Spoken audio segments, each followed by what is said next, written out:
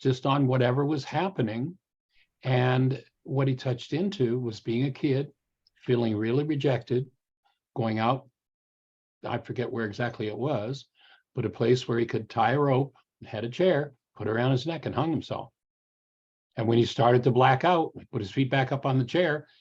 But he touched into the direct emotional experience of that in his worksheet today. So whatever's in there, the idea is to access it and move it out, be finished with it. So it doesn't matter what it is, anything. And literally anything, because I do it on because I've got a belief system about time, and I've done quite a lot on my belief system on time. And that was just a random idea that I'm just going to do one on time, how I view time, because I'm always rushing. So you can literally do them on everything and anything in your life. And you might be surprised of what comes out. Oh. I have... Yeah, that is interesting. Is that to, when I have also the time, I ask myself then a question: why do I hurry so much? And then listening to what answers come, or the feeling in the body, more like also the sensations in the body, to feel the sensations in the body then. So I mean, how to approach that, to go inside deep, To go inside deep, Yes. to go inside deep, Yes. you enter into the practice of determining what's the goal I hold. And the goal might be, I have to be on time. And then you find out that the goal is to avoid being beat up for being late. So and that's what went on, perhaps 30 yourself. Years ago. That's perhaps what went on 10 generations ago. But the way you access it, the thing that drives the constructs of the perceptual mind is our goals. And the core of forgiveness is whenever you got a construct that's based in some form of hostility or fear, that construct is based in corrupt data. And that corrupt data, we tend to hide from ourselves, keep it down below the surface. When you identify specifically and precisely the goal that's driving this particular perceptual construct, and you cancel that goal, that construct collapses in on itself. When it collapses in on itself, it opens a pathway into the original experience that created that trauma. And when you open that pathway, you remember in step 4 in the worksheet, you've established conscious, active, present love. You called love into play. Now you're going to allow yourself to access what underlies any given trauma. And when it comes up in the presence of love, it dissolves. You don't have to figure it out. You don't have to do anything with it. You breathe. You invite it to come. You let it come. And in the presence of love. Yeah, I like Corey, find that difficult, going in deep. Say again. You're really hard to hear, Gina. I don't know if you're far away from your microphone or what. I am. I'll try and move it nearer. I'll move nearer. Is that a bit better? Yeah, it's a bit better. Bit better. It's maybe my mic. Go ahead. Bit better. Yeah, it's the going in deep. Nothing really comes up for me, so it's just quite shallow. My work is quite shallow. Go with the surface level stuff first, because it's the layers. When I played around with learning this before I spoke to Michael, I was just playing around with the top surface level layers. Whatever came up in the day, whatever I noticed, I went and did a worksheet on it, whatever triggers came up. And that then allowed me to go deep, because I weren't trying to jump in deep and try and dig out all this stuff, because that stuff's very deep. I just played around a bit and went to the surface level, whatever came. If you had an argument with somebody, or someone, pushed past me in the queue, I did a worksheet. If I was rushing, I did one on time, and then just kept doing that, going with the surface. So then going through the layers to get to the deep stuff. It's because often we want to jump into the deep stuff because we want to get rid of all that rubbish. And it's like, no, go through the layers. You can't do it. It takes time. Now, I use an example oftentimes. It was A few years ago, I bought a new computer, had it shipped to me, turned on, didn't work properly. I got on the phone with technical support. And I don't remember how long it was. This is probably 12 years ago, but we spent 2, 3, 4 hours trying to get this, and it wouldn't work. So manufacturer said, send it back. So I sent it back. The manufacturer fixed it, got it back, plugged it in, didn't work. Sent it back to did technical support, sent it back to manufacturer again, and they fixed it, got it back. It was exactly the same. I have a friend who is a former NASA computer scientist.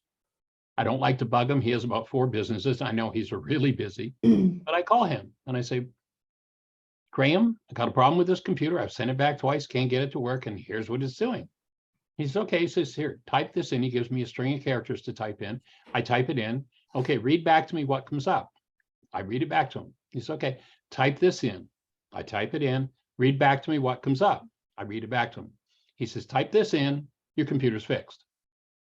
I was like, come on, Graham, now. It's been back twice. The computer was fixed. Graham was a NASA computer scientist. He knew what he was doing. He had practiced, he had practiced, he had practiced, he had practiced. The company that built the computer couldn't fix it. If you want to get to where you're going to clean up your generational patterns and your lifelong hostilities, rages, guilts, griefs, fears, traumas, and pains, you're going to have to spend time in practice to develop the skill to do it. That's just the way it is. You know, most everybody wants, I got $5 and 5 minutes, tell me everything you know. Excuse me, I can't put everything I know from the last 50 years of doing this work into 5 minutes. And if you're not interested in doing the practice, that's okay, but don't expect the result unless you're willing to do the practice. Yeah. You know, I'll bet Tiger Woods is on the golf course right this minute, hitting golf balls. Is he a master golfer because he's on the golf course today hitting golf balls, or vice versa? He practices every day. If you want to reach the deepest layers of insanity from your generational patterns, resolve yourself. You're going to have to practice. It's going to take work. Just that's how it works. Are we doing a worksheet tonight? No, we're going through We're stepping into the next. We've got worksheets. You know, there are online. You can go back and you can re-listen. There are at least 20 of them on our website. You can go back through those instructions and get guidance through step by step. Tonight we're doing chapters 12, 13, or 13, 14, and 15, I think, from the book. So that's our plan tonight. Okay, how do I navigate your website? You go to whyagain.org. Yeah. whyagain.org. It's in the emails, all the emails that Yinka sent you. Yes. And then in the upper left-hand corner, there's a button that says Start Here. Push that button, and it'll walk you through everything I've got. Yeah. Just a quick note of why embodiment takes so long, and it's an honorary length of time that it takes embodiment for storing so many different patterns or just entries of pain. Why it's so much more graceful to come out of those, because body has to adjust. It's such a smart conduit of group of cells, tubes within tubes, and it can store so much, and it makes so much the honorary sense that it takes a long time to break out of those things and get to a more better future self that can accommodate not so painful. Does that make sense? Does. And with enough willingness, you can move some pretty large mountains pretty quickly. But willingness is not inherent in most minds. Most minds, you know, in the Aramaic language, the word Satan is not some dude with a red suit, a tail, and a pitchfork. The word Satan means the resistor, one who misleads. If you tell the average person that they're responsible for the fact that they're in great trauma and pain right now, they'll stop you and go, wait a minute. No, that's got nothing to do with it. It's not me. Wait a minute. Let me tell you about what they did to me. And then they'll hand you their mislead. Most of the world is trapped in Satan. And it takes the willingness and the practice to develop the skill to get free of that and to step back into creatorship. And as you say, literally incarnate. Most people are somewhere out here outside of their bodies. Oh, there's too much pain and trauma in that body-mind unit. I'm staying out here. Yes. This work is about literally coming in and incarnating here, which means displacing the generational pain, trauma, hate, rage, fear, guilt, grief, condemnation, gossip, slander, displacing that through the use of forgiveness and literally allowing the space, creating the space for being, for the truth to come into our forms. When we live in blockage of truth, which is pretty much the typical mindset today, is blockage of truth. We've joined the one world religion. The one world religion that people still sometimes talk about is, oh, they're going to have a one world religion one day. Excuse me, folks, it's already here. It's called the religion of blame. Yeah. I'm in pain because of you. It is the universal religion. It is the one world religion. It takes time to give that one up because there seem to be benefits to it. There are no benefits. Not through the true self. It'll seem to be beneficial to the false self that we've been taught to build.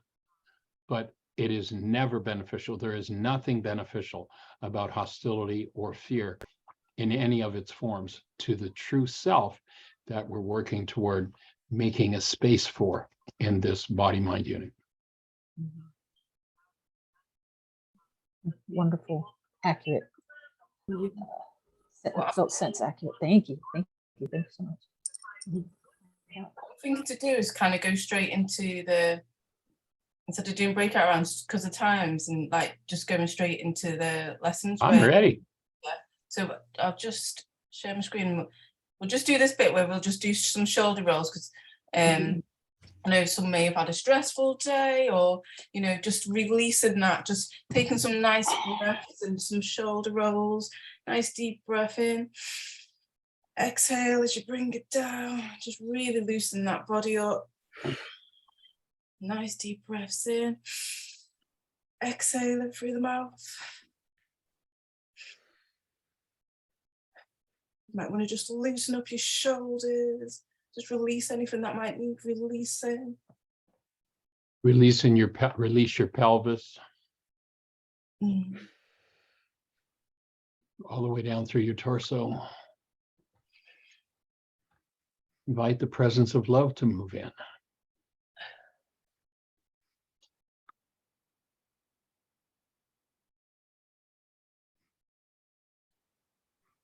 So we're going to go into the previous conversations. Don't worry if you've not been to the other sessions. It has been created that you will be able to take stuff and knowledge with you. So then the previous conversations in the book, Why Is This Happening to Me Again? Book. If you want the PDF, I have put it in the chat as well. Michael shared the PDF so you can read it. In the previous chapters, there's a gentleman called Richard that Michael is having a conversation with. And Richard's dilemma in the beginning was he had a broken relationship and marriage, and he blamed women for his issues. Richard's emotions was frustration, anger, fear, and Richard learns about the BS system, which is the belief system, and what truth is being denied access by his belief system. Denial that is keeping his source of pain hidden, and how his projection is keeping his reality repeating the same. Richard learns that the true meaning of forgiveness and the impact of his own belief systems is having on the true meaning of forgiving.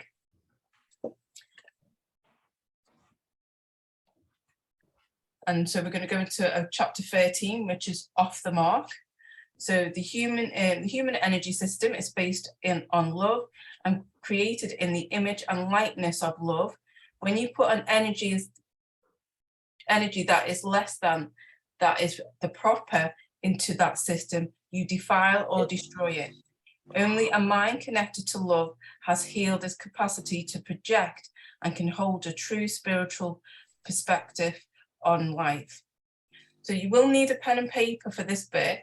We're just going to look into, actually we're going to invite you first to focus on holding a space of love for yourself as we talk about sin. So I invite you. Boogeyman sin. Yeah. And you will need a pen and paper for the next bit, because it's taking a look at what you were taught as a child about sin and what you believe about sin now.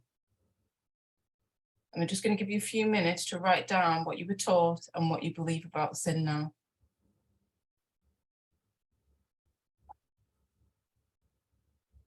And this will allow you to see the differences as we go through the teachings, and maybe see the impact of the belief you hold now.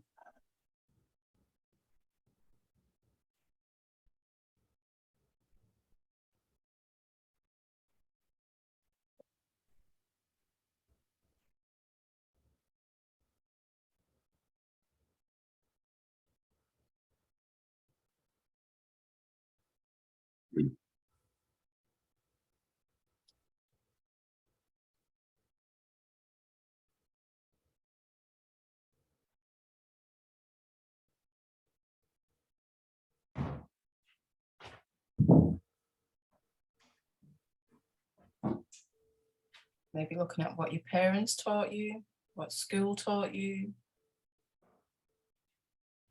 family members, what you were taught about sin.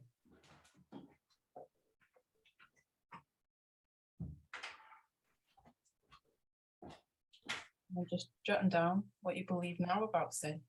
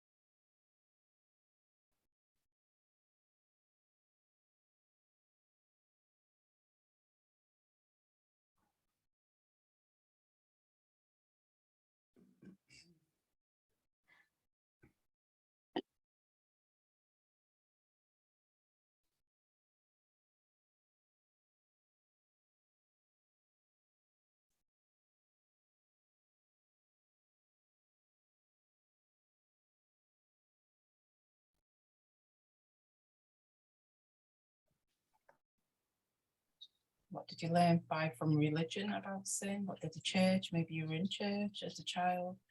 What did you learn about sin? And then taking a look at what do you believe now about sin?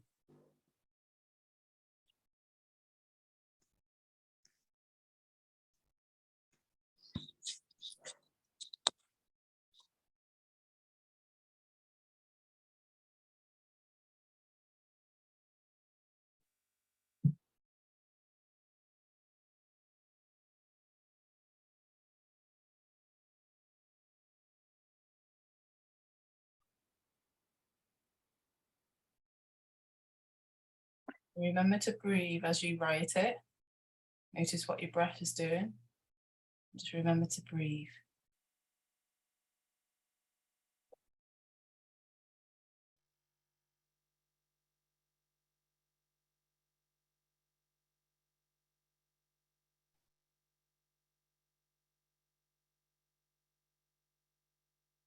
Just going to give you another 30 seconds with that.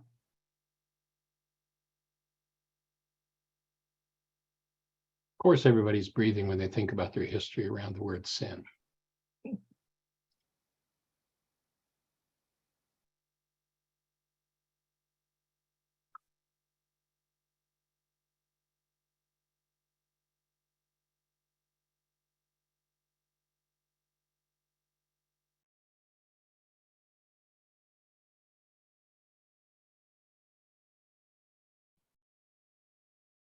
Let me click on the next slide. So holding your breath is exactly how you acquire a past about something and carry it with you. Holding your breath attaches the pain of an experience to a reality in the mind. If that reality is triggered, even through external circumstances, do not justify it, there will be pain. So remembering to breathe, you will hear myself and probably Michael remind you to breathe throughout the session. Just take a breath and breathe.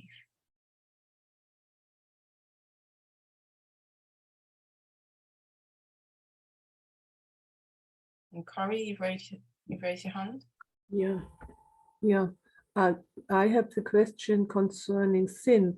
Is sin that is Tell you what, Corey, yeah, how about waiting till we go through the chapter and we'll probably clear up any questions around it. And if not, let's do questions afterward. okay. Okay, does that work? Yeah. Because we're probably going to cover it anyway, and I kind of want to cover it in a sequence. Mhm. Hopefully you'll have a whole new view of it by the time we complete. I certainly have. So most of us have brought into sin as something terrible and awful. It is something we have been taught to feel guilty and bad about. Sin originally was meant to be a positive feedback. The English translation of the Aramaic word, do you want to pronounce that? Kata. Is sin. It is an archery term. When you fired at the target and missed the bullseye, scorekeepers yelled sin. It meant you are off the mark. And that's all the word means. Mm-hmm.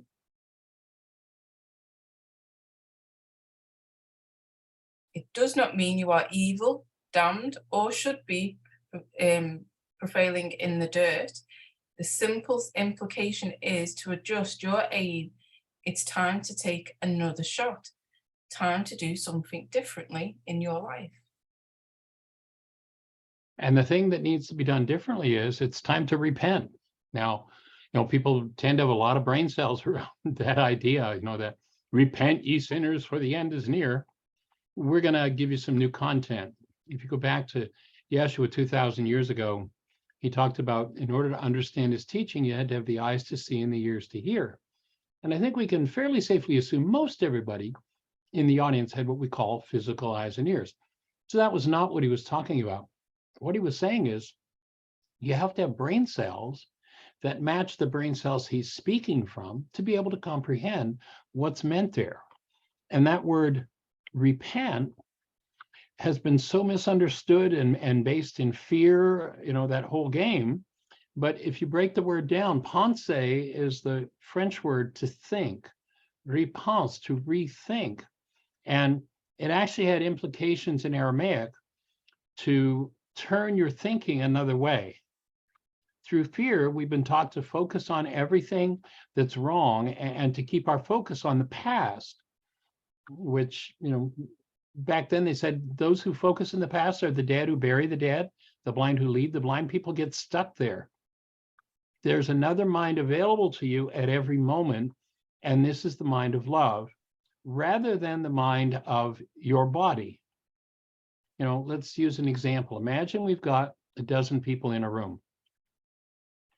And one of those people does something that everybody in the room agrees is terrible, just awful. Now, when that event happens, if we've got a dozen people in the room, there are going to be a dozen different responses. Each mind will structure its own perception, its own construct of what happened. There might be somebody who's in rage, somebody else who's in fear, somebody else who's in tears, somebody else who's laughing, somebody else who's walking out of the room, I can't be bothered. Each person's mind giving them an experience. So 12 people in a room means there are 12 different realities. What we tend to do, what the world has taught us, is to believe that the reality output from our mind is caused by what's happening in our world. When in fact, we have the option of engaging in a mind that's different from the mind of hostility and fear, where everybody blames the event for what. I'm angry because he did that, says one person. I'm afraid because he did that. I'm sad because he did that. I'm enraged because that happened. Remember way back at the beginning of our sessions, and those sessions are available now on YouTube, I understand, Yinka? They will be going up this week on YouTube, or this week. Awesome. So you'll be able to go to Yinka's site and pick those up. But way back in the beginning, we talked about the energy of perception and how the mind generates the world that we see. And if that mind is off base, if that mind is based in hostility or fear, then it believes that its construct is true and accurate about what's happening in the world, rather than a reflection of the content of the mind. At every moment, we have an option to go to one of two minds. Now, if we call, in the ancient teachings, the mind in a very real way, not in any religious sense, but in a very real way, the mind that stays connected to love in the presence of an event was referred to as living in the mind of Christ. That's not a religious idea. So that word simply means the mind that is in touch with the active presence of love, or the creator. So the mind either outputs from a space of love, and again, that would be called the mind of Christ. Logically, what would go against that? What would we call the mind that goes against that? Well, we call it the Antichrist. Now, you'll notice we got a whole story in our culture about there's this dude out there with a red suit, a tail, and a pitchfork. It's out to get you. It's the Antichrist, and it's coming through, this business person or this government or this person or that, or what have you.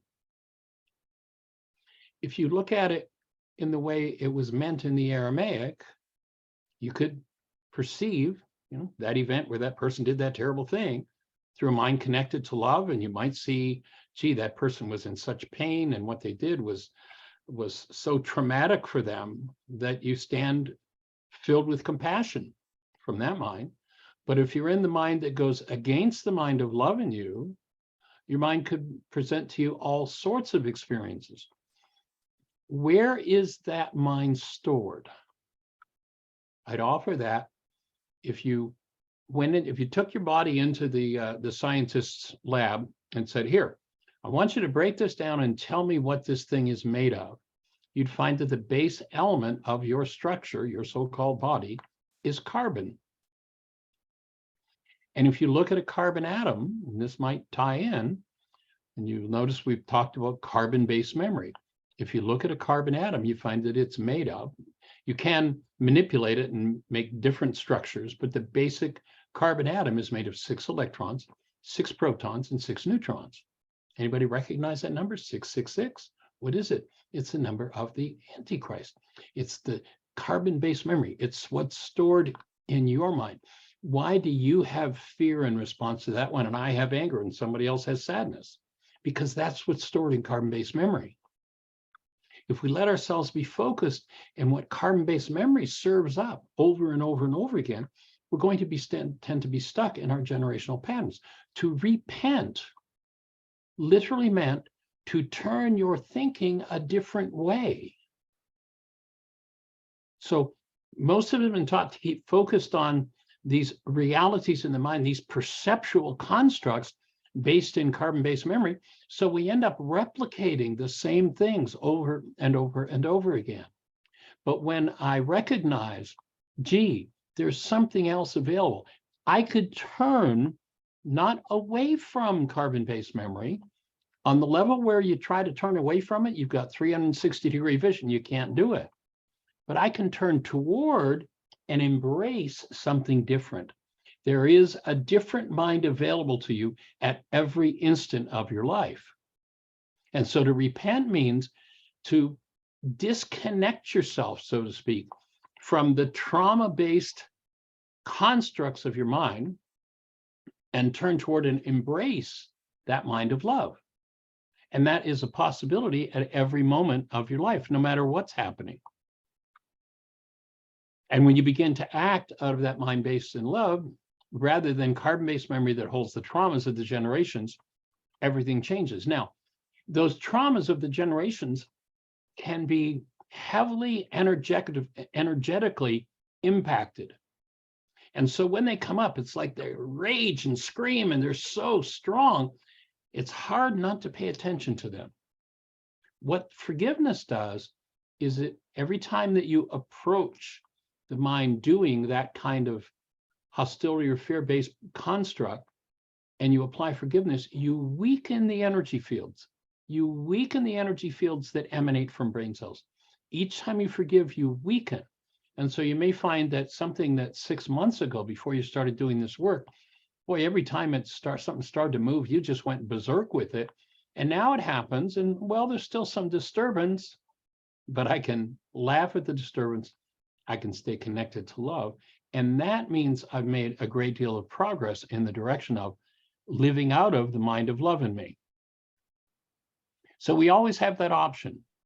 And in the ancient teachings, the tool for dissolving, for deleting what was in the mind, the hostility and fear-based perception stored in carbon-based memory, again, was called forgiveness. And the first law, if you remember, and law, here's another word, so many words have been distorted when it was translated into Greek. The word law in our culture is kind of like, the king's, the rule of the kings. The law is whatever the king says it is. It's the authorities' rules, and you have to follow them. Well, when you go back to the word law in the ancient Aramaic, there's nothing about following the authorities' rules. The creator didn't set down a set of rules that you have to follow, or the creator's going to get peeved. That's the religion of blame. Oh, we'll make the great blamer in the sky the problem in your life. See, he's going to get you if you don't. That's all false. The word law in Aramaic simply means the way it works. So you remember they asked Yeshua this question. And again, this isn't theology. They asked him, what's most important in the way it works, in the law? Now, he didn't say, as the Greeks translate, love God, love neighbor, and yourself, or as yourself. That's not what it said. What was said was, have rachma. There's not even a concept in the Greek, the Latin, or the English language for what this word rachma means. So they turned it into love. But actually what it is it's a filter in the frontal lobes of the brain that you can, through volition, keep open and active. And when it is open and active, it brings it's the gateway into which love enters your form. Your created essence enters and incarnates into your form. It's the gateway for that. And it acts as a filter over intentions that inhibits intentions that are destructive or negative from becoming active in your mind, so that all of your intentions are keyed to love. Now, why that's important is because intentions are the raw material of goals. And goals drive perception. And so the way it works to be human is you maintain this condition called rachma, this space of active love that you keep open in you, that you keep connected with. And as you stay connected to that love, then your goals more and more are based in love. And if something less than love comes up, you've got the skill and the ability to remove what never belonged. The only thing that carbon-based memory can do is give you the why is this happening to me again experience. So minds that have not resolved their own internal hostility and fear tend to use guilt, sin, and fear to intimidate people into experiencing themselves as love. Like, oh, that'll work really well. I'm going to see if I can scare you into functioning as love. It's a pretty bizarre idea, but that's very much what's taken over the world, where forgiveness is about removing the fear and hostility-based mind and being able to turn your mind in another direction. So the word sin, being an archery term, simply means an energy that's off the mark. It's got nothing to do. When I look back over the years and, been developing this work for the last 50 or so years, and I'll run into people, I'm traveling somewhere and I'll run into somebody and the people that maybe I haven't seen in 10, 20, 30 years, and they'll say, the biggest thing I remember from your workshop is I finally understood what sin meant. Didn't have to carry a burden around that anymore. All it means is an energy that doesn't belong in the human system. Now, if you recognize that your human form is designed to incarnate love. Now, that's a thesis that some people might want to disagree with. I base that on the fact that I've asked tens of thousands of people all over the globe to describe the essence of the newborn at the moment where they were holding that newborn. And virtually everyone, when they describe the essence of the newborn, uses a word that is some variation on the theme of love. And I'd offer that love is a word that describes what you are. There is no definition that I can come up with for that word. There aren't enough words in any language to describe it, but you can come to an experiential definition. Hold a newborn. Breathe and tap into the essence of that newborn. And as you recognize that presence of love that is the newborn, ask yourself the question, is the newborn loving me, or is the newborn love? And my offering, and what I've gotten from thousands of people over the years, is it's pretty obvious that the newborn is love. It's what we are. It's not what we do.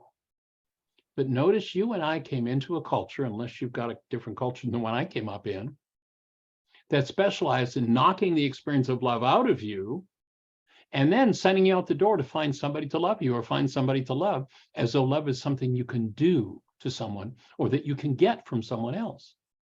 And by offering, that's all false. The truth of your being, the truth of every human being, is that we are conscious, active, present love. And if we've been fed different genetic understanding and different experiences, we develop a self that is not the true self. And we function out of that self, which is false. And everything in the false self is based in sin. Again, an energy that's off the mark.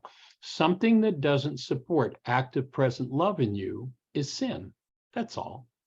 And so if you engage in something and you go, this isn't feeling very good, stop, look, and ask yourself the question, do I want to keep engaging in this energy, or do I want to shift? Is this energy stored in my carbon-based memory? If it is, then now that I realize it and I know it, I have the tools with which to remove it. And as you remove those energetic patterns, they tend to disappear, and it becomes easier and easier to repent, to turn your attention in another direction and go, oh, there's a whole life waiting to come through and express through me. And as I incarnate and bring forward the truth of who I am, I get to have that experience. So using fear and intimidation itself, it's sin, it's off the mark. You know, when they made the statement, the wages of sin is death, that's a statement about physiology, not theology. It's informing you that if you put an energy into tissue that doesn't belong in tissue, the tissue or any other energy system will begin to decay and degrade. This principle can only be truly understood by a mind connected to love, and it will always be twisted by a mind that's steeped in fear and hostility. It'll always be made into something where fear and hostility is injected. What we're looking to do, if fear and hostility surfaces, is to throw it out. Now, my offering is that life has a purpose. If you carry fear and hostility in you, fear and hostility is an energy that's off the mark, and it will kill you. And when they said the wages of sin is death, they were just saying, here's how physiology works, folks. You put enough disintegrated energy in the thing, and it's going to fall apart. And so to recognize that that's actually designed to be positive feedback, that you can go, oh, this doesn't belong in me. You can at least review that and take a look. And there's a statement in the book that the vessel in which a form of disintegrative energy is stored suffers more than the person on whom that energy is poured.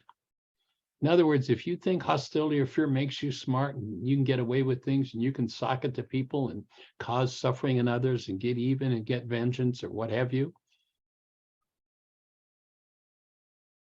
the fact that you're storing that energy in your own tissue structure, literally, ultimately, if you hold on to it, will be the cause of your death, literally. Now, you'll know, go back to that idea of fear. If you listen to Yeshua, I think it's 15 or 16 times he makes a statement. Fear not, fear not, fear not. Now, do you suppose somebody accurately understands those teachings who says the beginning of wisdom is fear, which is a really popular thought in a lot of the churchianity circles. And that's where people haven't begun to do their work.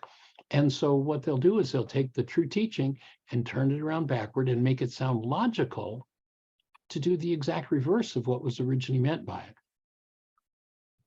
So if you listen, you hear the ancients speak of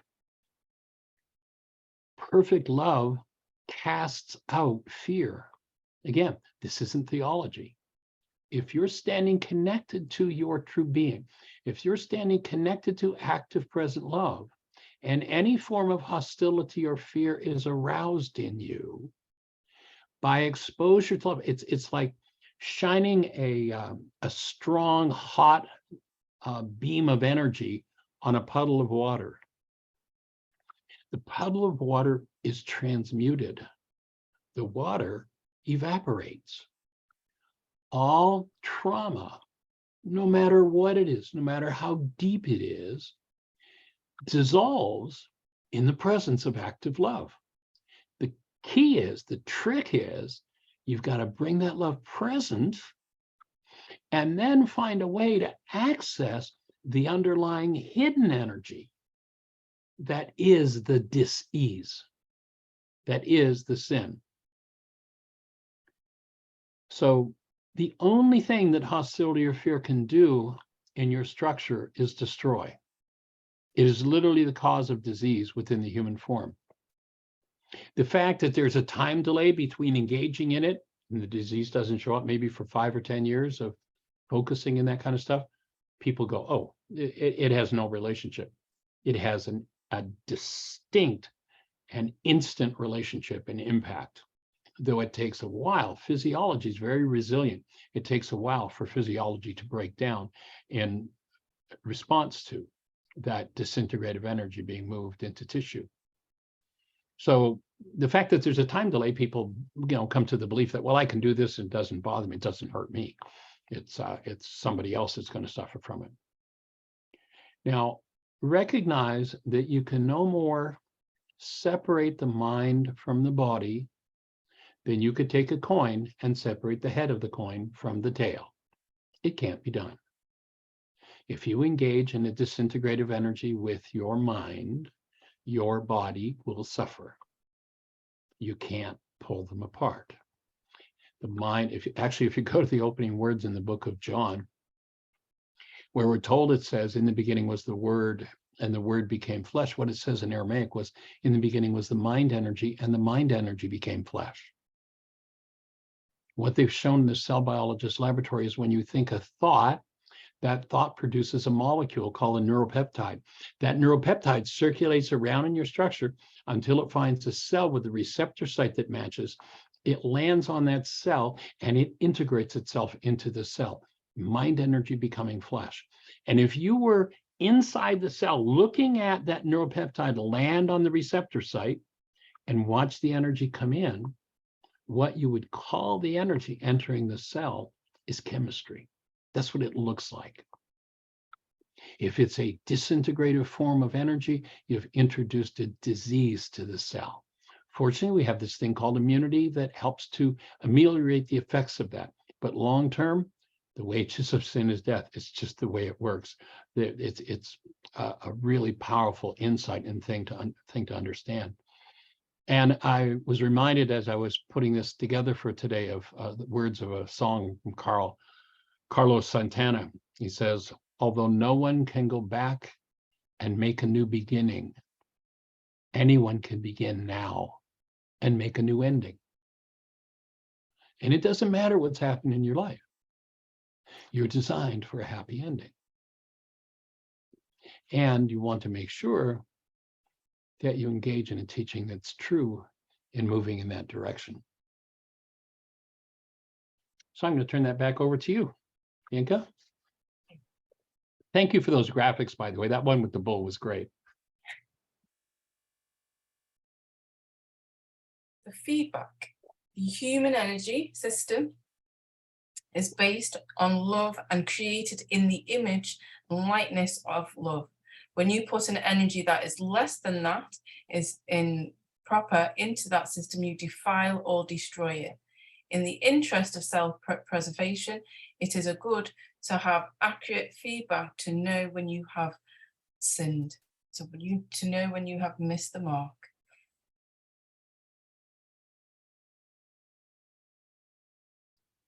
The Aramaic scriptures refer to the world of appearance, cautioning not to judge by them.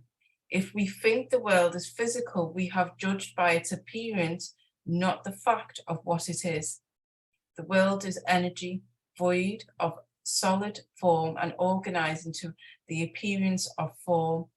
If all is energy, the body in the Aramaic, the temple is energy.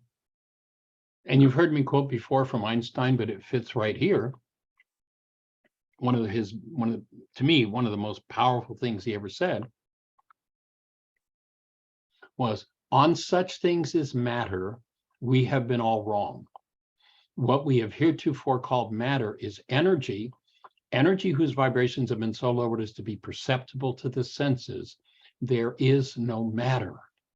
Matter doesn't exist. You live in a connected energy world. In fact, there's another quote that goes hand in hand with that, where Einstein says, if you think you're separate or separated from the rest of humanity, you're living in an optical delusion. Your mind, your carbon-based memory system, has been taught to believe certain things, and whatever it's taught to believe, it will generate constructs that validate what it believes. That means that your perceptions are all a reflection of your BS, belief systems. If you have a different reality for those initials, no such a reality. It's not my reality. And so to begin to see the world through the eyes of energy and determine your behavior based upon the energy impact of what that behavior is going to do to your field. Remember that you get the original of everything that you engaged in. They get the carbon copy. And they may not be home for delivery, which means the energy is coming right back to you. In order to serve up some sort of abuse on another person, you have to pass abuse through your structure. You get the original. And we suggest that if you find yourself wanting to do something like that, you engage in forgiveness to remove that so that you free yourself of those patterns.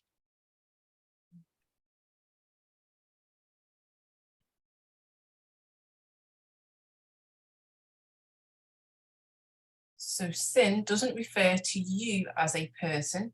It is just information, just feedback. If someone of integrity told you you have sinned, he would simply be informing you of an error.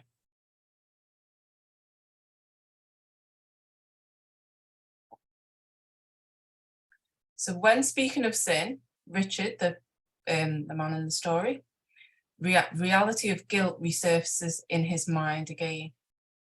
Guilt is a human invention designed to change human behavior. Unfortunately, its effects is more often the reverse.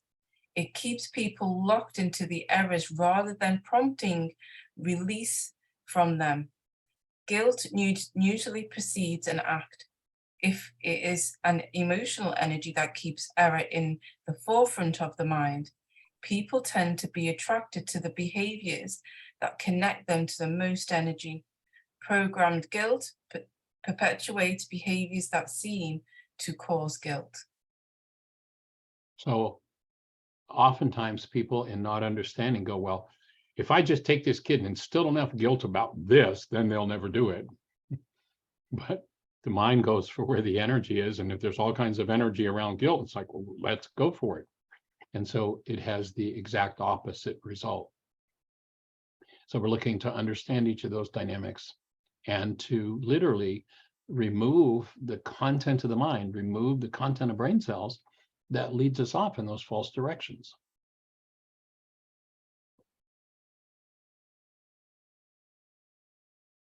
And just breathe. It's such a sweet key to just know in the middle of your muddle, you can just stop and breathe. You had a nice opening. Anything for you to share about that on from the still point session on Saturday, Inga? Yeah, 'cause for me personally, I've had quite a lot of stuff come up the last week. And one thing that has really helped me is that when things have come up, before I would have probably tried to suppress it or get rid of it. Now I know that it's whatever I suppressed it with in the first place is going to come back up with that same emotion. So that has been really helpful to me to relax and just breathe when those triggers are coming up or those old emotions are showing up. Exactly. Yeah. Basically, what happens is when you're actually breathing fully, you open to a state. Remember, we talked about Satan being the resistor. You open to a state with little or no resistance. You become a superconductor.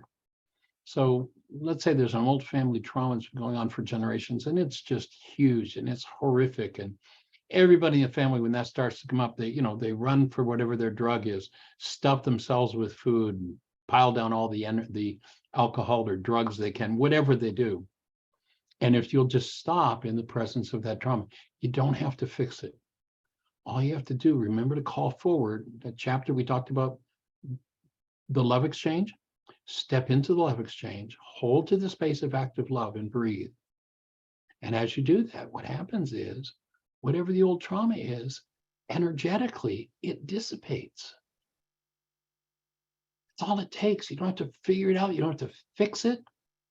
Literally, by the presence of the breath, the energy simply dissolves. So if you think about a superconductor, now let's imagine I've got a friend a mile down the road and he calls me and said, hey, my power's out. I don't know what to do. The whole neighborhood's out. Do you have any power? So yeah, our power's still on. So if you got an extension cord you can give me, I know what I need to do if I could just get some electricity here. Say, well, yeah, I've got 528 10-foot extension cords, 5,280 feet. And I plug them all in. And I go down to his house with the extension cord and gee, it's plugged into the power here. Now, if I measure the power here at my house, I'm not sure what your voltage is over there, but I think it might be 240. But over here, it'd be 120 volts.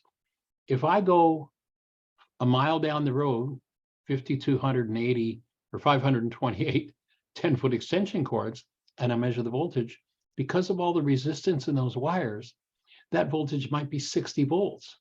If I plugged a drill into it and turned it on, the motor with that low voltage would burn out. But if I had a superconductor, if I plugged a superconductor in here and it's a mile long and I go down to my friend's house, it's 120 volts here, I go down to the other end where I'm plugging in the drill, there's 120 volts. When you breathe, your physiology becomes a superconductor. There's a process we do called still point breathing. And the still point is the point where you move into superconductor state, and whatever's resonating, whatever's aroused, whatever's in your face to be worked through, it's just breathed off. It's the most amazing thing I've ever seen.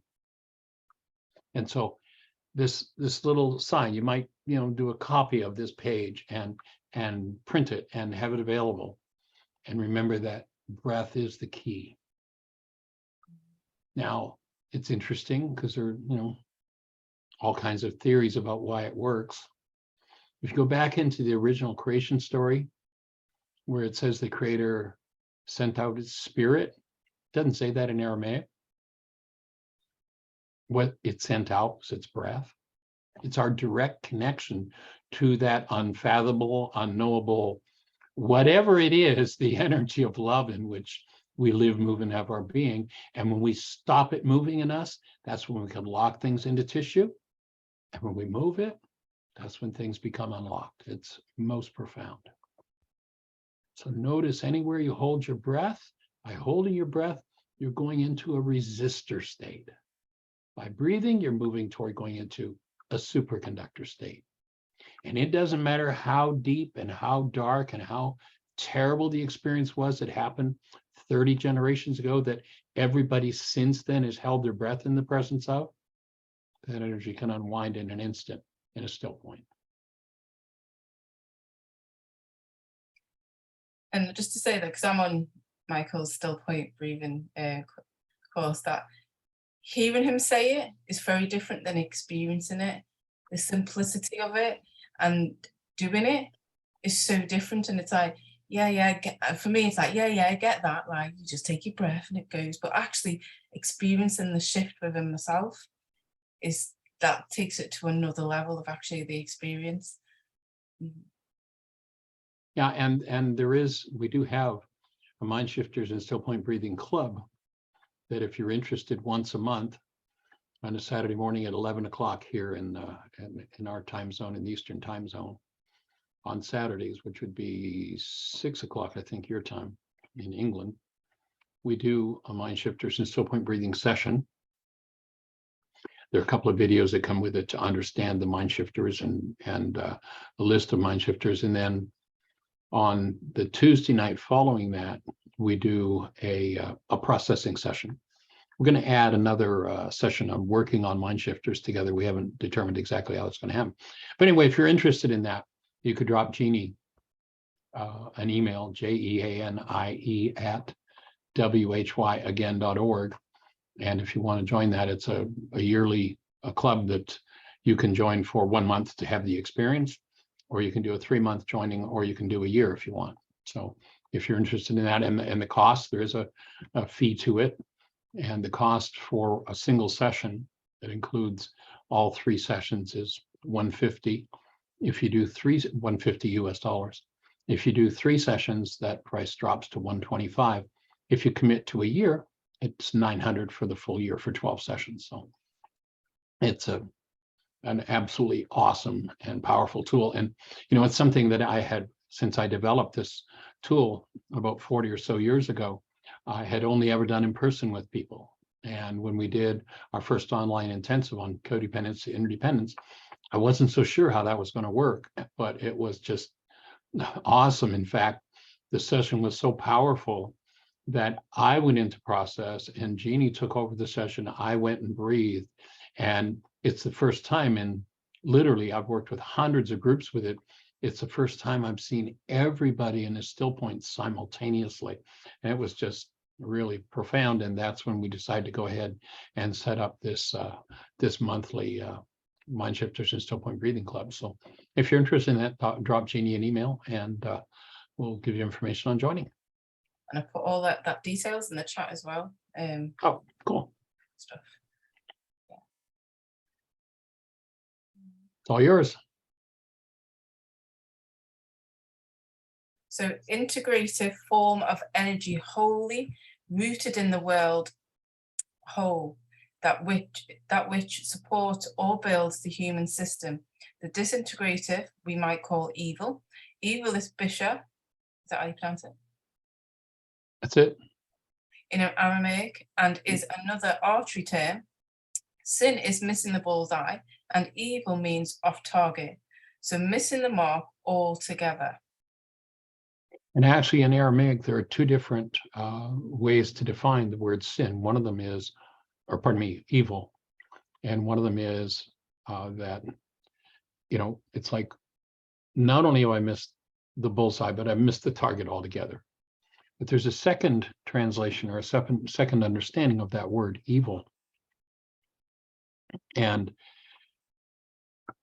it has to do, a proper English word to describe it would be unripened. So if I had a banana and the banana is dark green, hard as a rock, in Aramaic, I would say that banana is evil. Doesn't mean there's anything wrong with it. It's just not ready to eat. It's not ripe. If the banana is nice and yellow, light brown speckles and all, it's ready to eat, then it's ready to rock. It's no longer evil. But if we leave it and it gets brown and mushy and it starts to fall apart and the juices start to come up, we would say that banana is evil. Now, it doesn't mean there's something terrible or awful or satanic. It doesn't have anything to do with that. It's just, is it in its proper place? Is it ripe where it is now? And so to let go of some of those old brain cells that around this sin and evil thing can be a really powerful way to lift a load of fear off of the mind, because it's been drilled in so many times for so many people that it's actually rejected, and or it's been made something about some old folks and they didn't know what they were talking about. Believe me, the technology that was understood in the Aramaic language 2,000 years ago, there is nothing yet on planet Earth that even compares with it. There was a psychologist in an intensive that I did back a couple of years ago up in Michigan. And after we covered a lot of material and she had some really big opening experience, she was like, man, when psychologists start to understand this stuff, it's going to be like they've discovered a miracle. And it is, but there's nothing miraculous about it. It's just in the order of things if we understand how this energy field works, and that this energy field is designed to operate off of a gentle, connected, open space of breath rather than a tight, locked up fear experience. And when fear becomes generationally chronic, it leaves us in what's called a sympathetic dominant state. Sympathetic dominant state is the fight, flight, fright, freeze mode.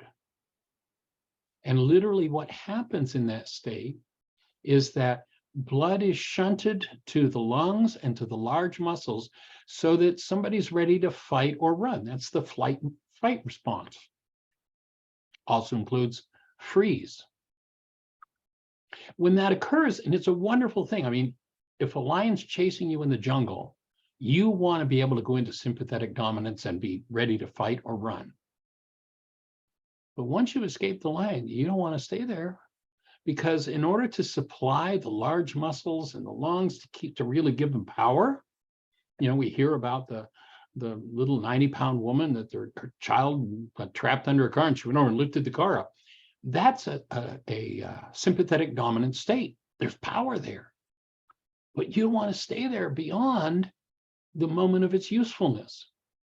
You know, the lion's chasing you, you want it. But if you go into the office and your boss functions like the lion and you're continuous in this sympathetic dominant state, the downside of it is that in order to supply the lungs and the large muscles for fight or fright or flight,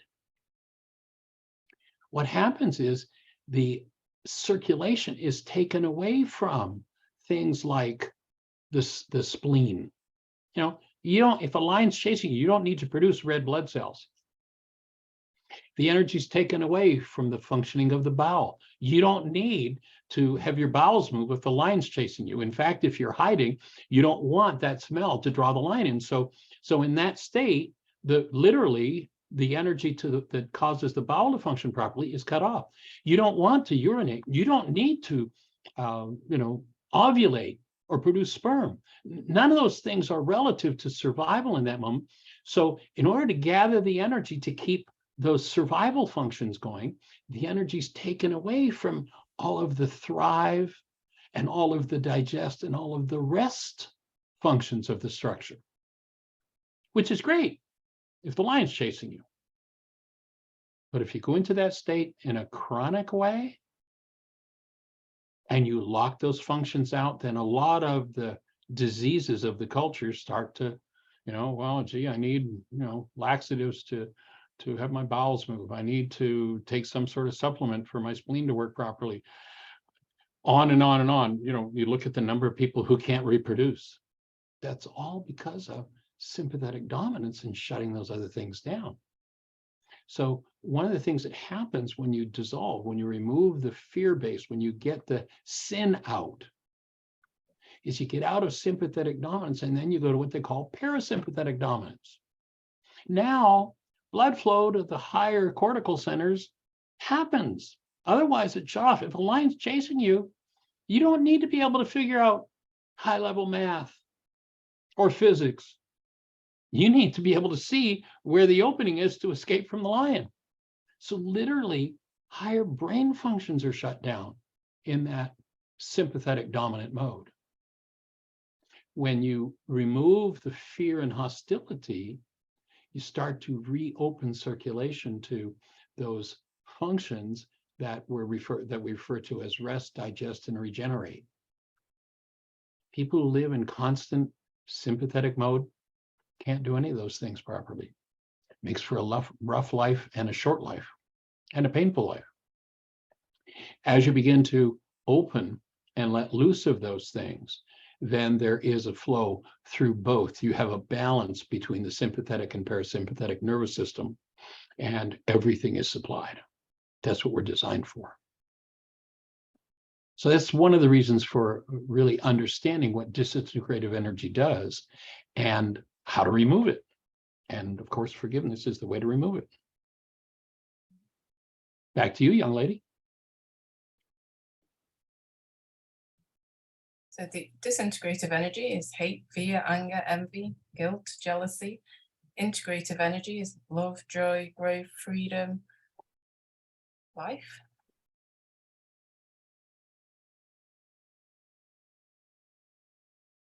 But as Michael was talking about earlier, the threat, fear, guilt, manipulation, confusion, overwhelm are disintegrated energies that are at the root of most disease process.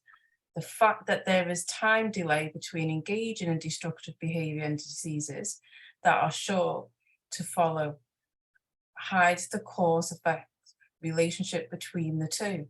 It is then easy to blame our diseases on outside forces, more blame and projection.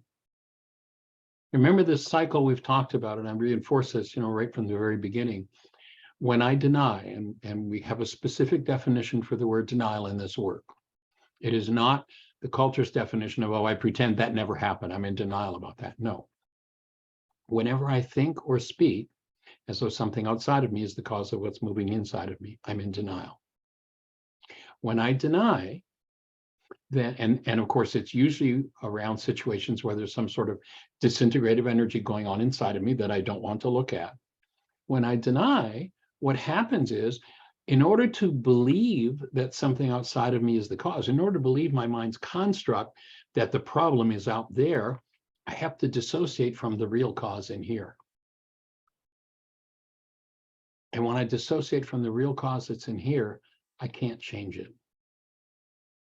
When I have done that, when I have dissociated from content, and when I've hidden it, when I've created an artificial condition called an unconscious mind, out of my unconscious come pictures of everybody else, literally made up of the energies I don't want to deal with in myself. And so I project those energies into my brain's image of others, and they show up in my mind with my problem attached, and I think it's their problem. I need to find a way to collapse those kinds of pictures and to process through the energies that lie underneath it. And that's what forgiveness does. It's the original meaning and function of forgiveness.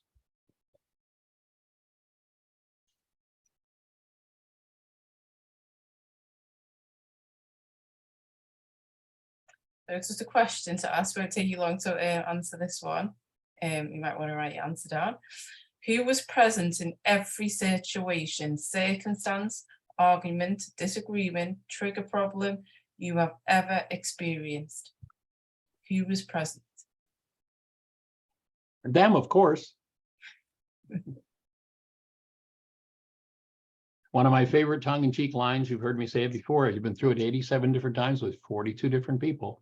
You got to notice you're the only one that was there every time. The content of your mind is about you. What you're feeling is about you. And you can't feel something that isn't moving in your own tissue structure.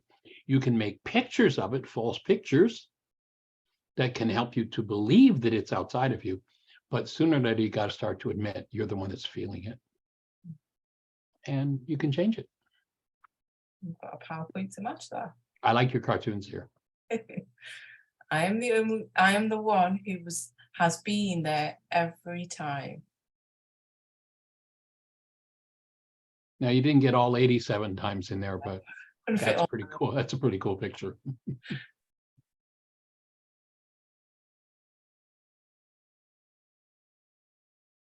So we're going to go into chapter 14, choosing teachers. I wonder, Yinka, if maybe we should just, because that's a pretty hefty topic we just covered. And I'm wondering if we should just open, and I want to open to questions related to what we've talked about. I don't want to get into projections about, what's going on in your life and how do you handle this. I want to confine it to this topic that we've been talking about. If there are any questions, if there's any clarification that we can do, then please put your hand up and let's talk about it. If there is any, if you just raise your hand.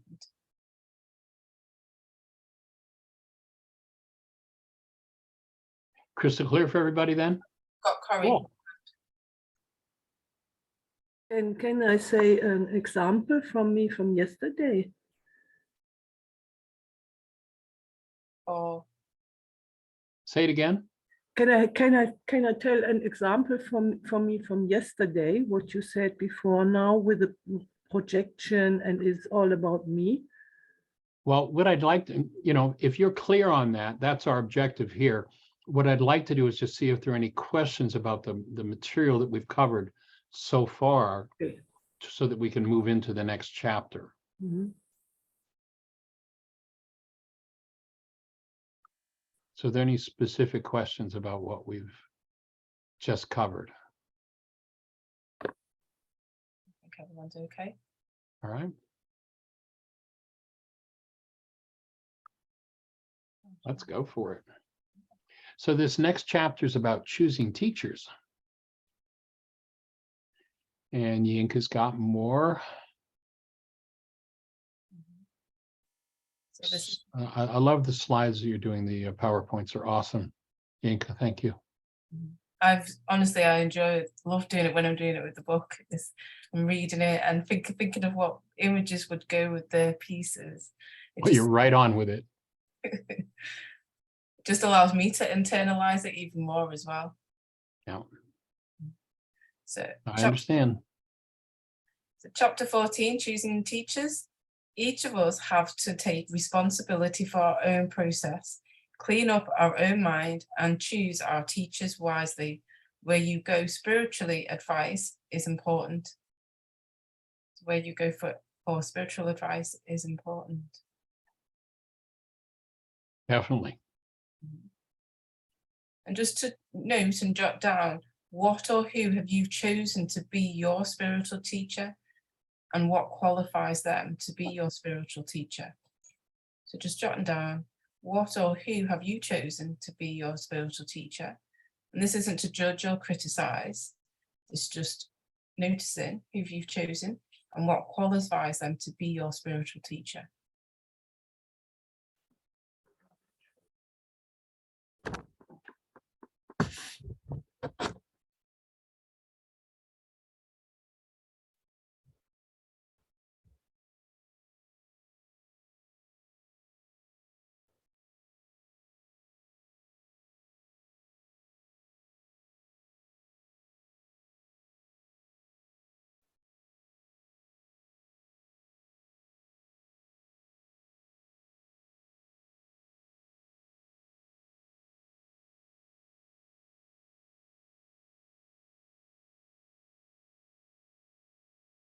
You might want to just jot down why you've chosen that person as well, or thing, because it could be a thing, to be your spiritual teacher. Just noticing why you've made that choice.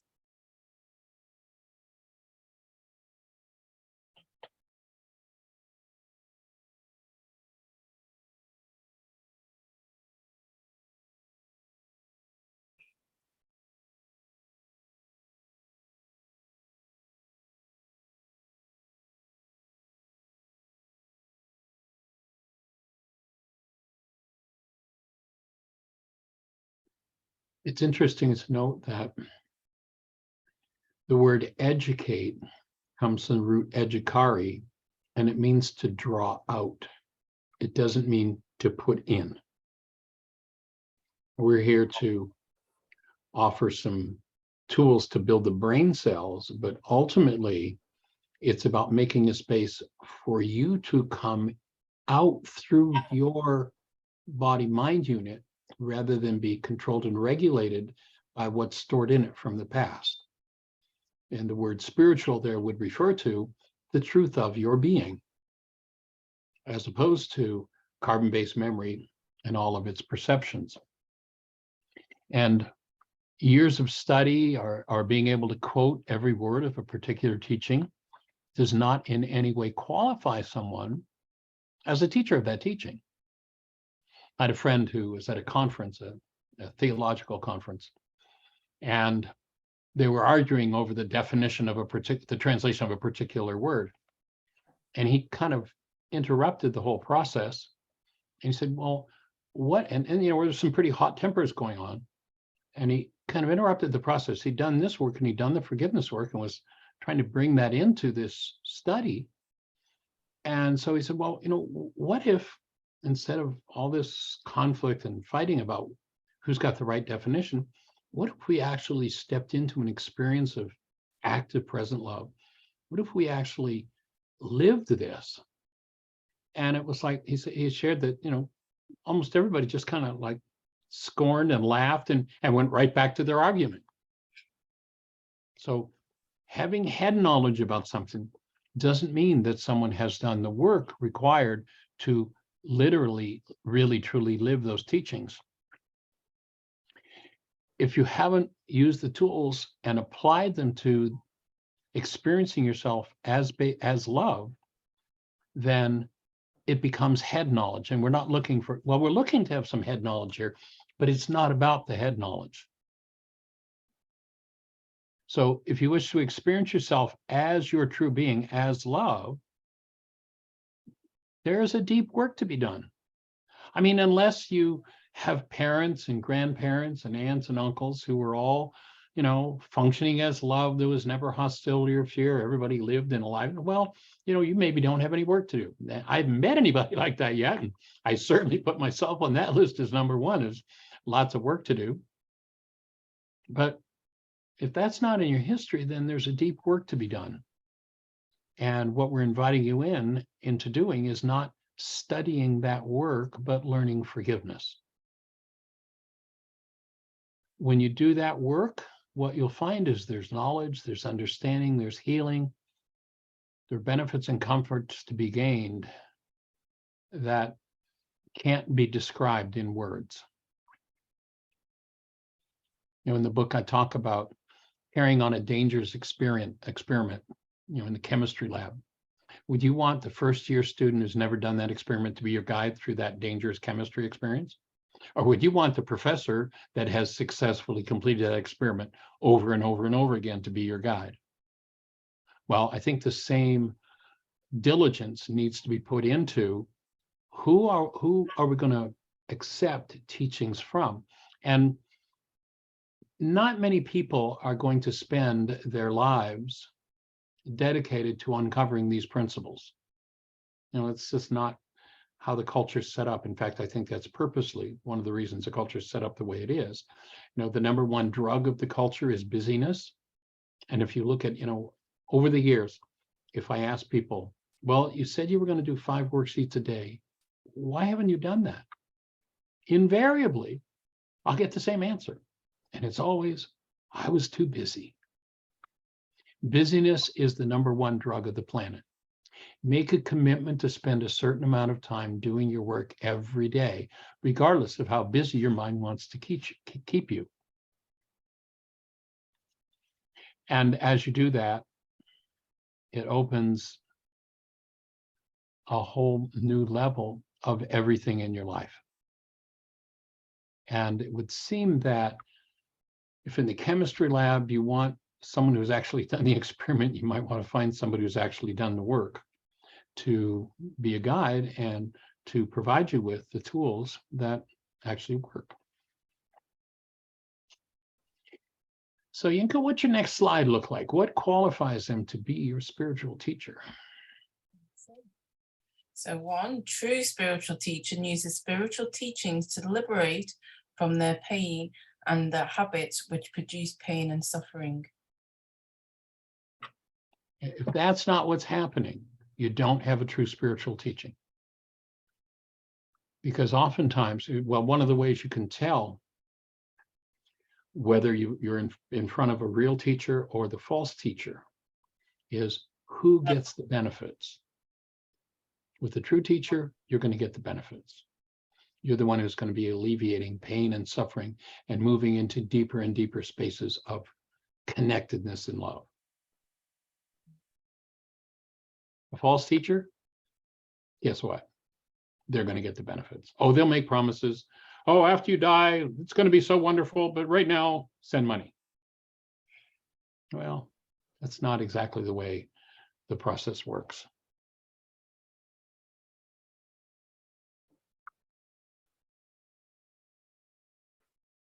As the false teachers use spiritual teaching deviously under the disguise of a promise to save or liberate people from present or future pain and suffering. They use the threat and fear tactic to drive people deeper into their trauma. And that's what threat and fear does. And unfortunately, I don't know what it's like there, but here it's taken over to such a degree. You look at some of the political instability that's happening, and so much of it is based around people who've been threatened all their lives. And so what are they doing? Because somebody isn't following their dictates in the political realm, they threaten. They're ready to, I mean, literally to kill. And it's based in the errant spiritual engagement that they've done.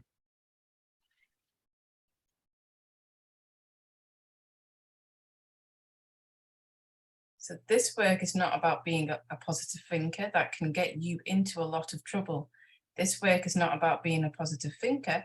It is about honest, appropriate thinking and holding yourself and others accountable for all behaviors. Yeah, premature positive thinking is a disease. Now we're saying ultimately be a positive thinker, keep it on the positive track, but prematurely doing that means that you're trying to build your life. You're trying to create on a foundation that isn't true. So if I hide the negativity, I'm going to be a positive thinker. You know, it's kind of like building a building. Let's imagine I've got a foundation that's designed for a 2-story building, and I try to put a 4-story building on it. Well, the first strong wind, and that building's going to fall over. That's the problem with positive thinking. So true, appropriate, and honest thinking means that I honestly assess and look at what's going on inside of me. And if it's not based in love, if it's not really carrying me toward my goals, then I apply forgiveness to move out of it. And oftentimes the voice of hostility or fear that seems to be one's own is actually a power person voice. Someone in the background, and that voice sounds like my own, but it's actually, when it's based in hostility, if you're oftentimes is my power person's voice. And there are 3 things that establish a power person dynamic in a mind. My offering is, if you look around, this absolutely runs the world, this power person dynamic. 3 things occur simultaneously for a power person dynamic to be instilled in someone's mind. Usually the power person dynamic starts with a child and a parent, although not always. It can happen at any time in one's life when these 3 things happen, but usually it's a child and a parent. 1, the parent has more power over the child's life than the child does. 2, the parent is not functioning as a human being. The parent is not functioning out of love. And 3, the child perceives the circumstance as survival. When those 3 things occur, the human energy field just opens wide. It becomes like a sponge, and it absorbs, literally just sucks in every energy in the environment, every hostility, every fear, every energy that's going on within the environment is drawn into that person's field. Once that's been established in a mind, this is the focal point of our codependence work. Once that's been established in a mind, there are only 3 behaviors possible for that person for the rest of their lives until they discover and clean up the power person dynamic until they understand it and apply forgiveness to it. The level of stress that one is under determines which level of behavior is active in that mind for the rest of this person's life.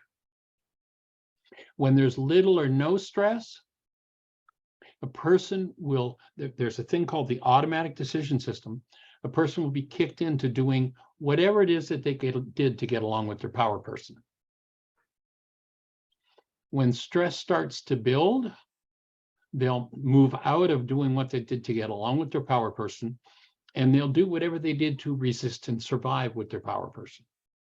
So let's say in normal interaction with their power person, they were Mr. Cute or Miss Cute or Mr. Nice Guy, Ms. Nice Guy. And that's how they function until stress starts to build. And then when stress starts to build in relationship to their power person, in order to survive the threat, they went into Mr. or Ms. Snarky. You know, think about that in a relationship. You met someone, you had fun with someone, you maybe married them, and life was wonderful because you only ever saw them in that first stage, Mr. or Ms. Nice Guy. But one day, you know, the kids came along, the stress started to build. And when the stress started to build, all of a sudden, you saw a person that you didn't even recognize. It's like, where did you come from? When did you get so snarky? You've always been Mr. or Ms. Nice Guy. That's the second stage, when stress starts to build. And then kind of the pièce de résistance is when a mind becomes ultra stressed. They will do what their power person did to them that they hated the most. So Mr. or Ms. Nice Guy, stress builds, becomes Mr. or Ms. Snarky, ultra stressed, and the fists come out and they start hitting. I was in Florida a few years back, and there was a fellow who'd invited us to come to his AA group. He'd been sober for about 35 years. He ran a very large online AA support group. And I did this codependence workshop. And after the workshop, he came to me and said, Michael, and he was kind of in a little bit of a hard place about it. So, Michael, that just isn't true, because when I was a kid, my father was merciless with me. He beat me mercilessly, and I never once hit my son. So I just know that isn't true. And it was kind of like, you know, he's kind of, so, well, let me ask you a question. First of all, let me make an observation. You were aware enough and strong enough to refrain from hitting your son, but how much time do you still spend having to control your fists? I could have knocked him over with a feather. He was almost in tears. It's like, that's my struggle every day. That's your power person dynamic.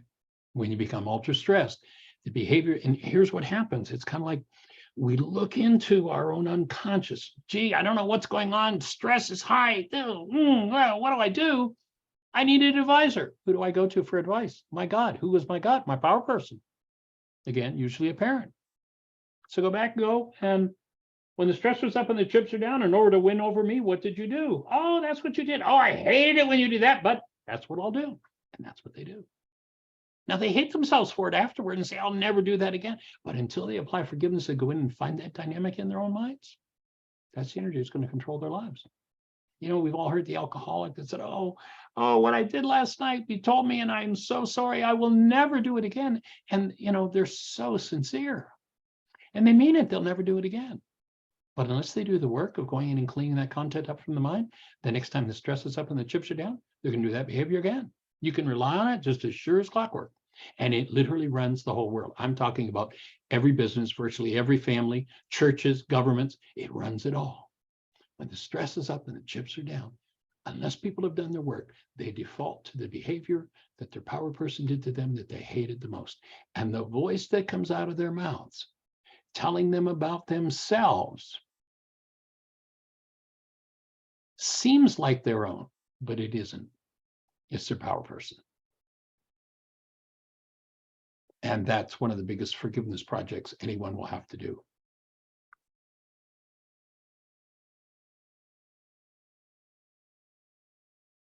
Now I'll pass that back to you, Yinka. So key force, it requires courage to look at ourselves, Having tools makes looking easier and productive. Yeah, only with the tools designed to heal pain can pain be healed. That's the only way it happens.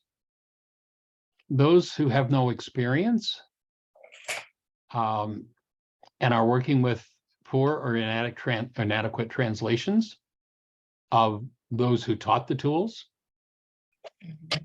will tend to mislead others. That's how, in the world today, based on the teachings of Yeshua, who was a teacher of physics and physiology and psychology and genetics, was turned into a theological teacher.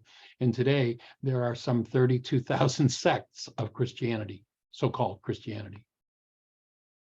But very often, or very few, actually get down to, what did the man mean? What were the tools with which he produced the results he produced? Because he produced them. And if you use the tools, if you understand them as they come out of the first century Aramaic, and I'll say personally that in order to be able to just explain to you what I've explained in the last half an hour, it took me 35 years. And I'm talking about 35 years of working with these tools full time. There were times when I would do the Why Is This Happening to Me Again workshop 3 times in one day. And it took 35 years to understand this. Goal drives perception. Perception reflects content. Content based in hostility or fear is destructive. Cancel goal, collapse content based in hostility or fear, get down into the root of it, bring it forward in the presence of active love, and it dissolves. That's how forgiveness works. That's what forgiveness is. And it's not about having intellectual understanding of that. That's a nice thing to do. That's the precursor to actually doing the work. But then you have to actually step in and do the work. If you're standing before a teacher who hasn't done that, it's always going to get turned backward. Here, what we're looking to do is to empower each person to recognize, that's how I can tell, and then step into the place where there's real support. Make sure that where you get your mental, emotional, and spiritual support and advice is from someone who has actually done the work. So a true teacher teaches or delivers people from their pain through the teachings. A false teacher promises that, but then uses fear to keep people under control.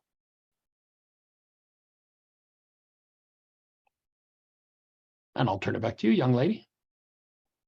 Do you want to pause for a moment to do the questions, or see if anybody wants? Sure, let's go for it. See if that's opened anything up for anybody in the way of questions based on this material, on where we're going. Let's see if there's any clarification needed on what we've spoken about so far.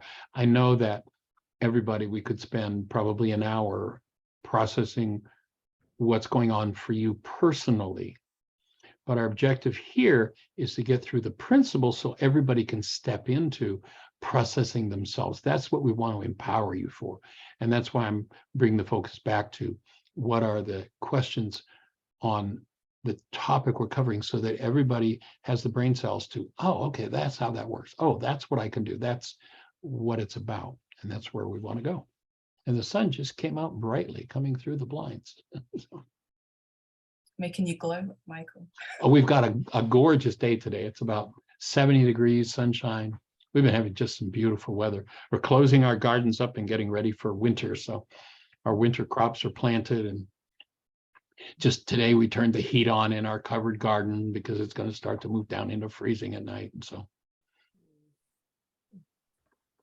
Does anybody have questions? Questions for anybody? Teachers? Corey has a question. Corey. Yeah. So when I get triggered, and I got triggered, or I get triggered a lot, and then I start to breathe, and then I notice it is about myself, and how can I go on then? How and then it is not easy for me to feel or to feel the love. Then, so here's my offering. Here's how you go on. You take every tool we've talked about. If you went back to the first radio show that we did, or pardon me, the first Hear My Voice book club that we did, and you listen to every session, we've introduced several tools. If you went back, we started doing our radio show, our Mind Shifters radio show 11 years ago. So you can go to our website, whyagain.org, and there are literally 11 years of archives, 5 days a week, an hour a day, thousands of hours. If you went back to the first radio show when you started listening and you listened to all 3,000 plus hours, I would only answer that question. That's what you do. Every tool we've got, all of the above. So that might look like, oh, I'm realizing this is about me. So I'm going to do a worksheet with me as the object of attention. Oh, I realized that I should have spoken up. Oh, I'm going to dig out the communication tool and I'm going to use that. Oh, I want to become, loud and obnoxious with them. Oh, I'm going to take out the commitment and I'm going to read the commitment. I'm going to look in the mirror. I'm going to read the commitment to myself, and then I'm going to read the commitment to them. It might be, man, I'm so in my muddle. There's so much up in my face. I can't even make a choice. So I'm just going to breathe and let this move through me. Oh, I need to do a worksheet. Oh, I touched into that worksheet and it opened another worksheet and opened another one. So I might have a Hydra worksheet to do, where once I clean off one part of the issue, I see there are a dozen other things beneath it. So I'm going to use every tool that I've got. And the idea of practicing with it is that you use the tools that you found work for you. I worked with a woman in South Florida back several years ago. She had done about 6 intensives at our teaching center, and she hated the worksheet, the forgiveness process. And in the years that she'd been coming to Heartland, she had never done one worksheet. Jeannie and I were on the road and we were going to Florida. She lived in Fort Lauderdale, and she invited us to stay at her house while we were teaching at a center in Fort Lauderdale. She came to every workshop every night, and she started doing the worksheet process. About, I don't remember how long ago, this goes back now, probably 12 or 13 years. But sometime later, maybe 6 weeks later, she contacted me and she said, man, I'm just doing worksheets like crazy. I love these things. They've become my best friend. I can tell this worksheet any of the crap that's going on in my mind. I love it. She'd been doing this work for about 10 years and hadn't touched a worksheet. So for me to have said to her in her second year, do a worksheet, waste of time. So I don't know what you need to do. As you enter into the practice and you use the tools, you'll know what tools will move the energy for you. We're here to give you the tools and support you in using them. And as you practice, you'll develop the sense of what to do with it. Now, if you want to do personal work, I stopped doing personal work about 25 years ago. This project's gotten too big. But my wife, Jeannie, does do one-on-one work. She does a workshop called Women Healing Women, and she does one-on-one work over Zoom. So if you need support and guidance in refining your skills and doing that, you might want to connect with Jeannie and ask her about setting up a session. Her email, if you want to drop her a note, is Jeannie, Jeannie at whyagain.org. And so, that's my best answer to that question. Mm-hmm. All of the above, every tool we've got, practicing with them informs you as to which ones are most effective for what you're facing at every moment of your life. And ultimately, you're going to have to become a master at it. Like I told you, Graham, the fellow with the computer, the company that made the computer couldn't fix it. Graham, he just bang, bang, bang. And he didn't have to question whether the thing was fixed when he told me to put that string of data in. He just said, it's done. And it was. And you're going to have to become that acquainted with the healing tools to heal your mind. Does that make sense? Yeah. And also what I learned from today was yesterday, that is about me. And I did not want it to see that. Yeah, I understand. That's the whole reason that our culture, we've literally got, there are a lot of people who are talking about, oh, there are these Satanists that are going to create this one world religion. The one world religion is here. Almost everybody on the earth belongs to it. It's the religion of blame and victimhood. Look what you did to me. You're breaking through that. And you're going, oh, oh, this is mine. This is inside of me. It's about me. That's like one of the first big steps to moving into full expression. So you're right on track. And it is a process, and you'll have to practice and develop and refine your skills in using the tools. So you're right on track. Glad you're with us to do it. Thank you. All right. I know personally for me, like using these tools, there's days that I want to go and hide under my blanket because I just don't want to see it in myself. But it's like there's a mirror in there and I can't hide from it because I can see it. But over time, one thing that helps me when I'm planning to do a worksheet, if I'm got resistance or stuff going on, I notice what is my goal. My goal sometimes is just to get rid of a thought. I just want to get rid of this thought. So I'll do a worksheet on trying to get rid of the thought. And then instead of trying to deal with any issues, I'll deal with, well, what is it I'm trying to do? I'm trying to get rid of this thought, or I'm trying to make myself feel better. So I'll do a worksheet on trying to feel better, because then there's a goal in there, and then that just opens something up for me that sometimes I try and hide from. But right on track. Sometimes it's a process, it's a process.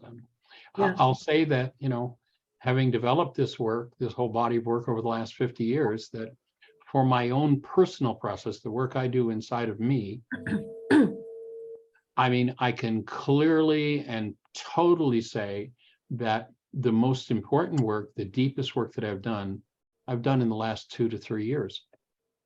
Like some of the stuff I did earlier is like nothing.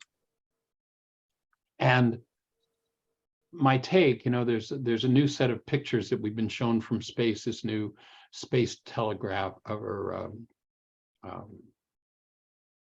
what am I thinking of? Telescope has shown us just things that like we couldn't even imagine. My offering is, I think that we're designed to comprehend that whole thing. And here we are, stuck in my story. We had a musician that used to be the music director at our teaching center at Heartland, and he wrote a song. And the title of the song was "Stuck in My Story, My Pain and My Glory." And that's where most people are. It's like they've got tunnel vision and they're stuck in their story. Go back to the beginning session today, and what were we asking you to do? We're asking you to repent. That doesn't mean repent, you sin. It means turn your thinking another way, turn to embrace and let a different energy flow into you. That different energy is available to you to help to displace whatever the past is about. But most people in this culture have been brainwashed into tunnel vision to be with the past, and their perceptions of the moment are about everybody else and how it's everybody else's fault. To start to awaken from that and break through and go, oh, this is inside of me. It's something I need to do. It's monumental. It's monumental. So I'm glad every one of you is here to do it. Yeah.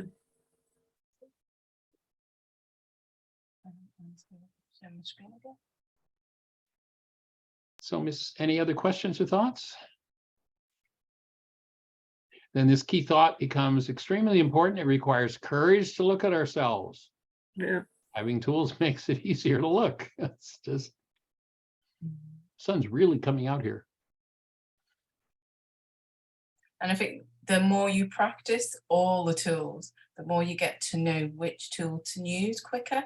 Because I'm always practicing different tools. I know actually this tool is the one that I need to go to, or this tool. It's kind of like, then you follow your own guidance system of which tool to use, and you get quite nifty at it. Yeah, exactly. We're going into chapter 15, which is transitions. You are only a victim of the results of your own behaviors. Give yourself the opportunity to think new thoughts and test out the new behavior that will come about as a result. That visual I gave you a moment ago, being stuck in carbon-based memory and the generational patterns and listening to the power person's voice and thinking it's our voice, that is the focus for so many people.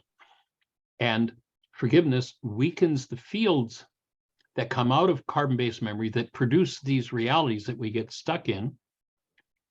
And moving out of that into this is a mega major transition. I mean, there are times when you and the people around you won't even recognize who you are as you're transitioning out of that. I'm stuck in my story, my pain and my glory, to, oh, I'm here to incarnate love. My partner back years ago in the Chorus manuscript is a copy of the New Testament in Aramaic. And he originally guided the translation work of that text. And when he started working with that text, he took it into the prison system because he was an attorney, actually a very successful attorney in Atlanta. And he had a connection with somebody from actually British intelligence that said, if you believe in this, if you think this is going to work, if you take it into the prison system and it works there, then it'll work anywhere. And he actually created a course called Emotional Maturity Instruction that was taken into the prison, and it cut recidivism by over 90%. At one point in doing that, there was a guy in the maximum security prison in Atlanta that he was working in that had killed, I don't remember how many people, but several people, was in prison for murder, was in prison for life. And he had murdered a couple of people while he was in prison. And he saw what my partner Dan was doing in the prison system and the changes that were happening in people's lives. Now, I guess if you're part of the prison power structure and you've got control of certain people, if somebody interferes with that, you're not a happy camper. Well, Dan was interfering with that with a lot of people. But this guy who had murdered several people and was in there for life saw the difference that Dan was making in their lives. And somebody in the maximum security prison in Atlanta put a contract out on Dan's life. This guy had murdered so many people, became his protector and saved his life. Just because he saw the changes happening, the transitions that were happening from crime, hate, fear, rage, guilt, just consumed by it, to where people were able to turn, repent, repense, to change the direction of the source of their thinking. And to do that means everything changes. So, in the ancient teachings, they said, in order for you to live, you've got to die. You're going to die to that self that's focused in that trauma-based energy. And you're going to recognize, maybe you come from a bloodline that trauma-based energy is all there's ever been. One of the links in the piece that Yinka sent out is a story of a woman named Magda who was in our codependence intensive. This happened live in the intensive. I was actually in tears when she went through this, and she shared it on the radio show a couple of days later, and that link is to the radio show. And I was in tears once again, but she was a woman who was being sent to the hospital for heart problems, older woman. And her assignment in the intensive was to inquire of her ancestors about their hearts. And, listen to that. To look at the generational aspect of this, she ended up having a conversation with her, I forget whether it was her grandfather or great-grandfather who's passed years ago, but literally he explained to her. They had come, if I remember correctly, I believe from Lithuania, where they were starving, and they were coming to this country where the streets were paved with gold. Well, I guess they weren't quite as golden as he thought they were supposed to be, and described to her how I forget where they moved to, but they ended up having to dig a cave out in order to have a place to live. And he talked to her about how the crops would fail, and he couldn't even feed his children, and his rage, and how he abused his wife and his children because he just had so much rage over this survival stuff. And she was able directly in conversation with him to process him through his pain. And I'll tell you that if you have a conversation with Magda, that was a point where she'd been doing this work for about 12 years up to that point. And after that session, a level of gentleness and serenity that entered her life at that point was like as marked as day is from night, that transition. And, it took her 12 years to work up to it, but that one conversation with her grandfather, a generational pattern, and she transitioned from a life that was always on the edge of trauma and always on the edge of, oh, I've got to deal with this, to a state of serenity and connectedness to love that just, transformed everything in her. So I don't know where you take these tools. I don't know where your transition point is going to happen. I don't know how it's going to happen. All I know is that in the last 50 years, I've been searching, I've been looking for what are the tools, what are the thoughts, what are the ways that people can be supported in doing that. And what I've integrated in this work is everything I know, everything I've come up with. Doesn't mean it's exclusive. You might have a tool that opens things on a whole other level. Please, I want to hear about it. I want to integrate it. But and these tools that we're presenting, it isn't that it's anything exclusive. Whatever you've had in your life that works, keep it, use it, and add this to your toolbox. This isn't about a dogma or a doctrine. If you go back to Yeshua, you'd think, if you listen to churchianity, that Yeshua came to bring us doctrine and dogma. But you'll notice that's not what he talked about. What he said is, I come to bring you life. And life I would offer is love moving through a cell. If you engage in anything that inhibits life, that destroys life, you're trapped in sin. If you forgive that energy, you will transition out of that state where you're looking down into that carbon-based memory system with all its unresolved past, and you get to turn and embrace a different energy. Changes everything. That's the process. And I'll turn it back to you, Yinka. So when you engage in this type of work, you will lose a very dear friend. When you engage in true forgiveness, fear, manipulation, blame, and guilt are going to evaporate from your life. You'll no longer be able to play the role of victim, which has been a part of your life for so long. That friend is going to have to go. And that's one of the things that, because I work one-to-one with people, that they struggle the most with, but what next? If I let it go, what do I do with myself? Who will I be? So letting go of that old familiar self can seem like a trauma, but it's just part of the process. Sadness, grief, rage can all be part of that letting go. And it can be helpful to recognize that blame and victimhood don't deliver benefits. All they do is keep you stuck in that story. And letting go of it can seem like you're giving up a lot. Now, being stuck in that story gives you martyrdom, negative attention, but there's no actual benefit there. The need for people to agree with your negative judgmental postures is going to have to go.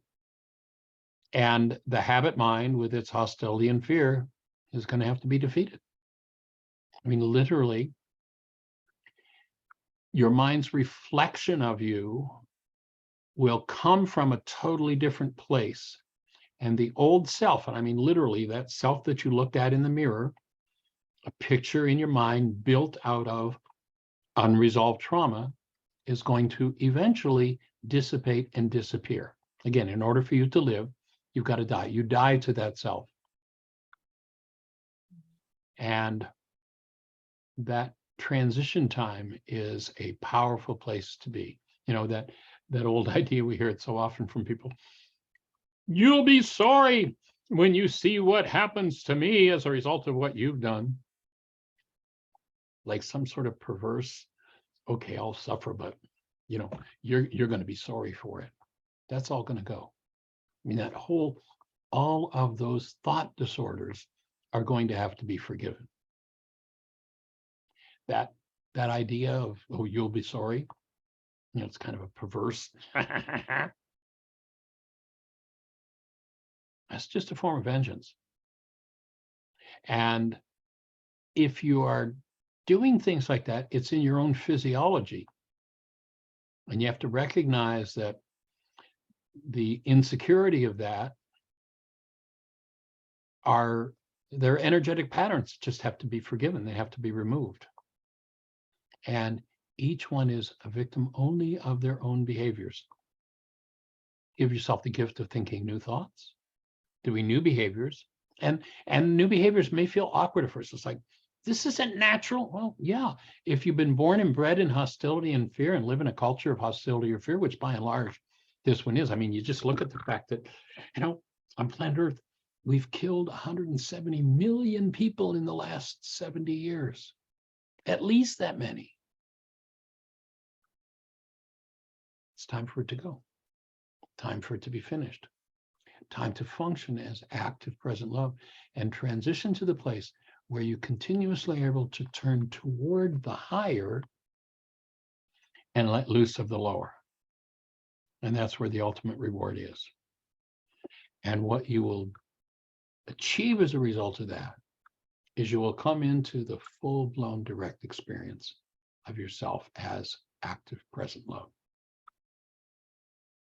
And that's what we're here to support. Miss Inca? There you go. This is about Richard, the guy in the book. As Richard becomes concerned, I am just now realizing how much of my life and identity have been tied up with guilt and fear. It does feel like a big part of me is going to disappear. I won't know how to act anymore. Who will I be?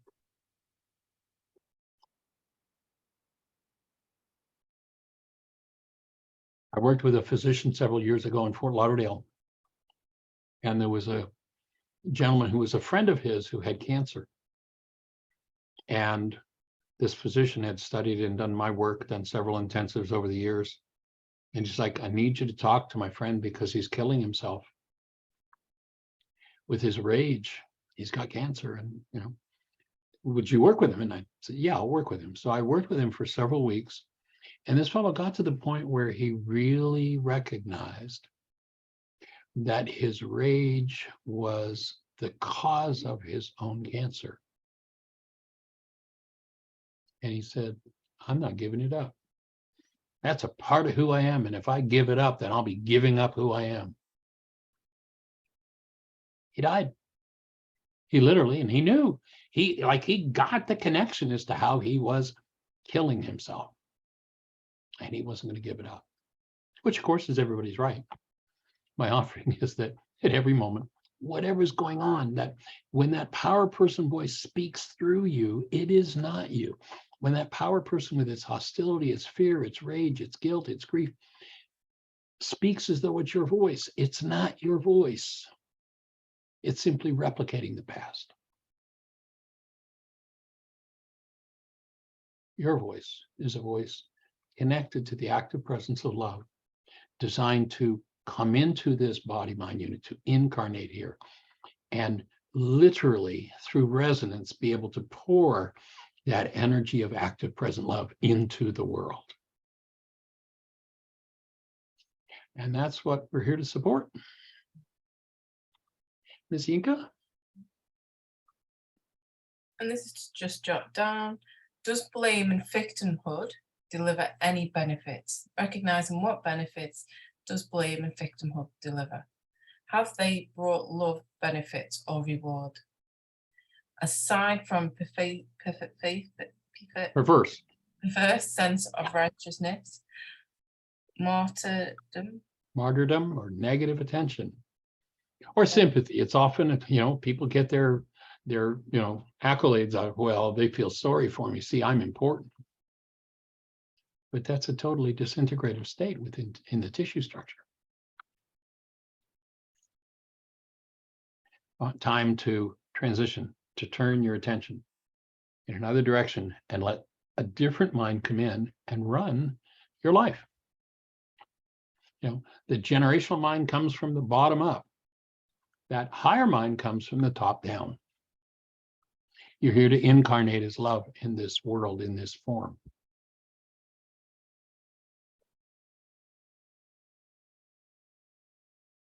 You have another slide for us, young lady? So guilt and blame are not really crutches that assist, Great graphic. but rather a ball and chain that hold you back. They are energies that are off the mark.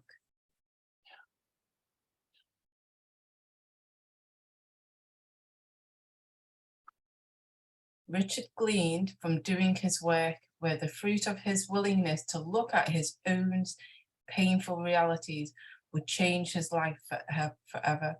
He was experiencing firsthand what it was safe and healing to face himself.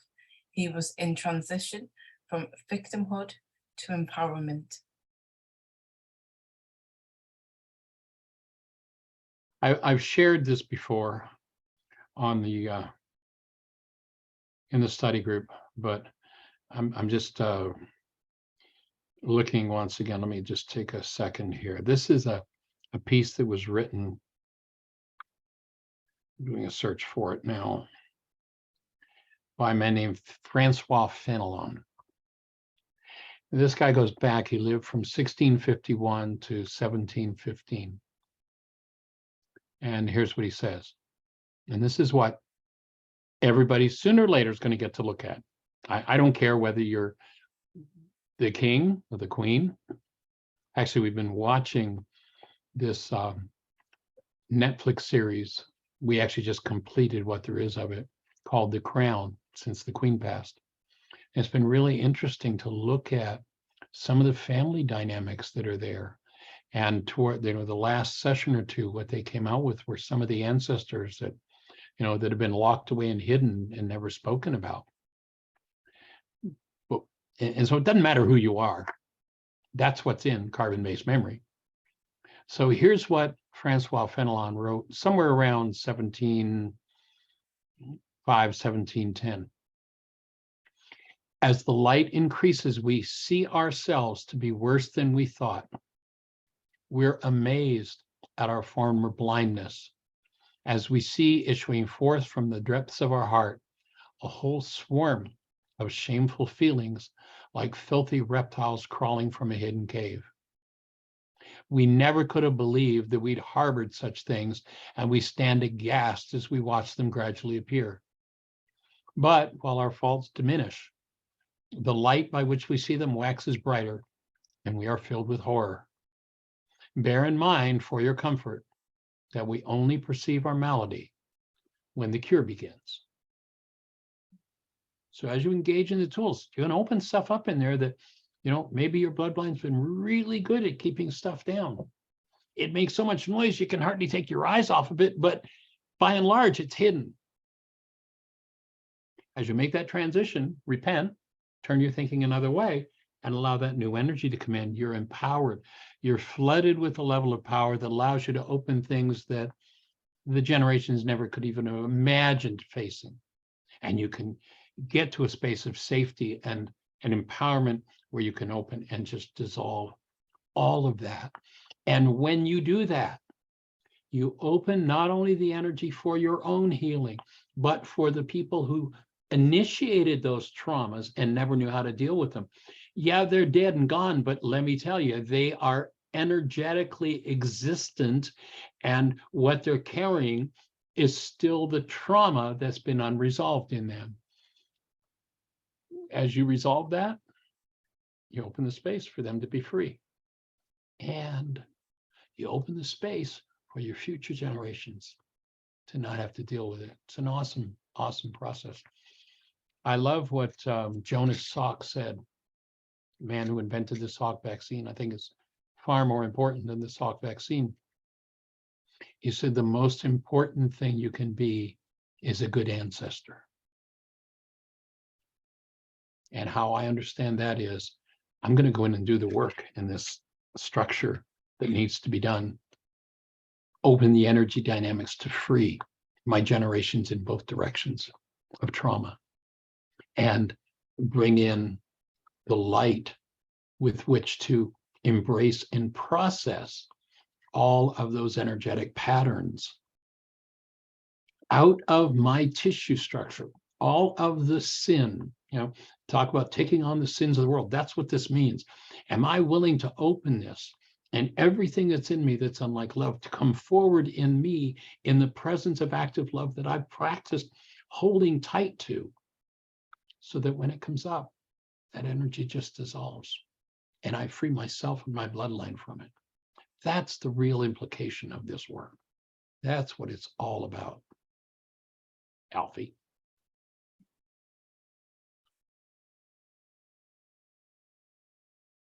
Let's just take a moment to just breathe.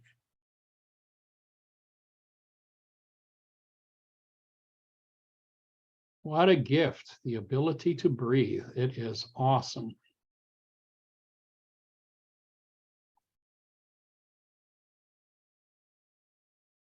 There's gratitude and appreciation for Michael, because that was the last slide. Sweet. Well, I'm open to questions if anybody has any. And when we're complete, I'm going to go out and hang out in the sun for a little while. There's no hands up, so I know it's Any quite late. final questions? Anything we can share with you to support you? Is this all making sense? If there's anything about it that doesn't make sense, come on forward with your thoughts and let's see if we can help you to move through it. Oftentimes out of that old, carbon-based memory system, there are thoughts that are so hard, like hardening of the attitudes. It's like, seems this can't break. And all it is thought disorders that are kind of cemented in there. And with support, what seems impossible to open on your own opens gently, easily, and just lets go. So that's what we're here to do.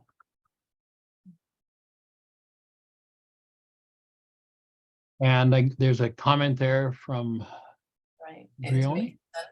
Just need time to process. Just need time to process. That's a lot of information tonight. Take it. It is a process, yes. And if you've been with us through all of these sessions, today's session, if you went back and listened to the first one, it will have a whole other level of meaning. Whole new realities will open up at each step of the way. It's just amazing. And I see that Grady is with us, and Grady's been working with several people from the group. Grady, anything to share?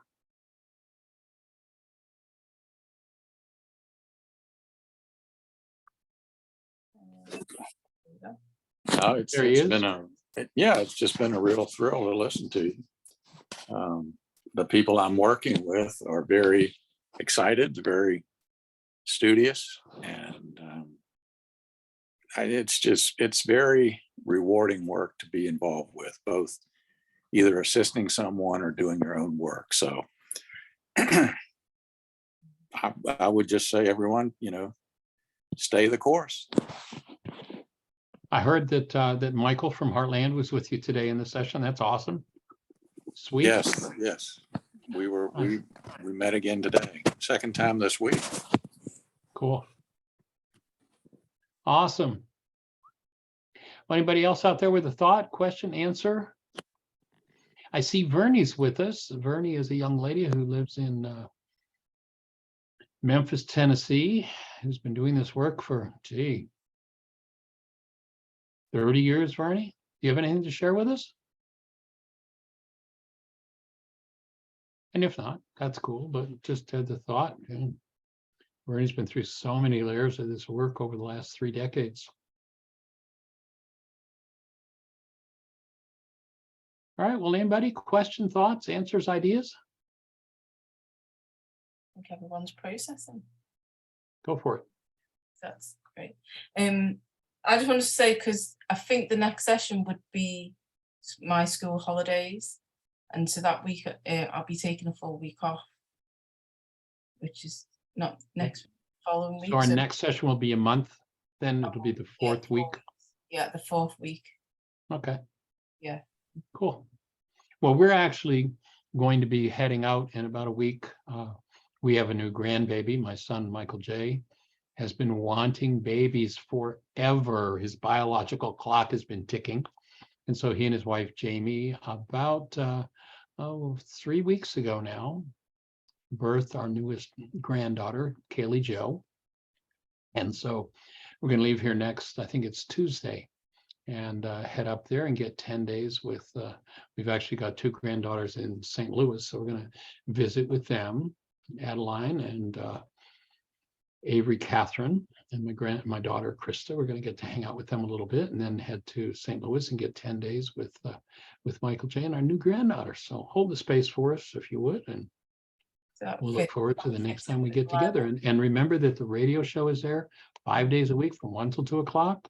If you've got phone access in the US, you can call into the show.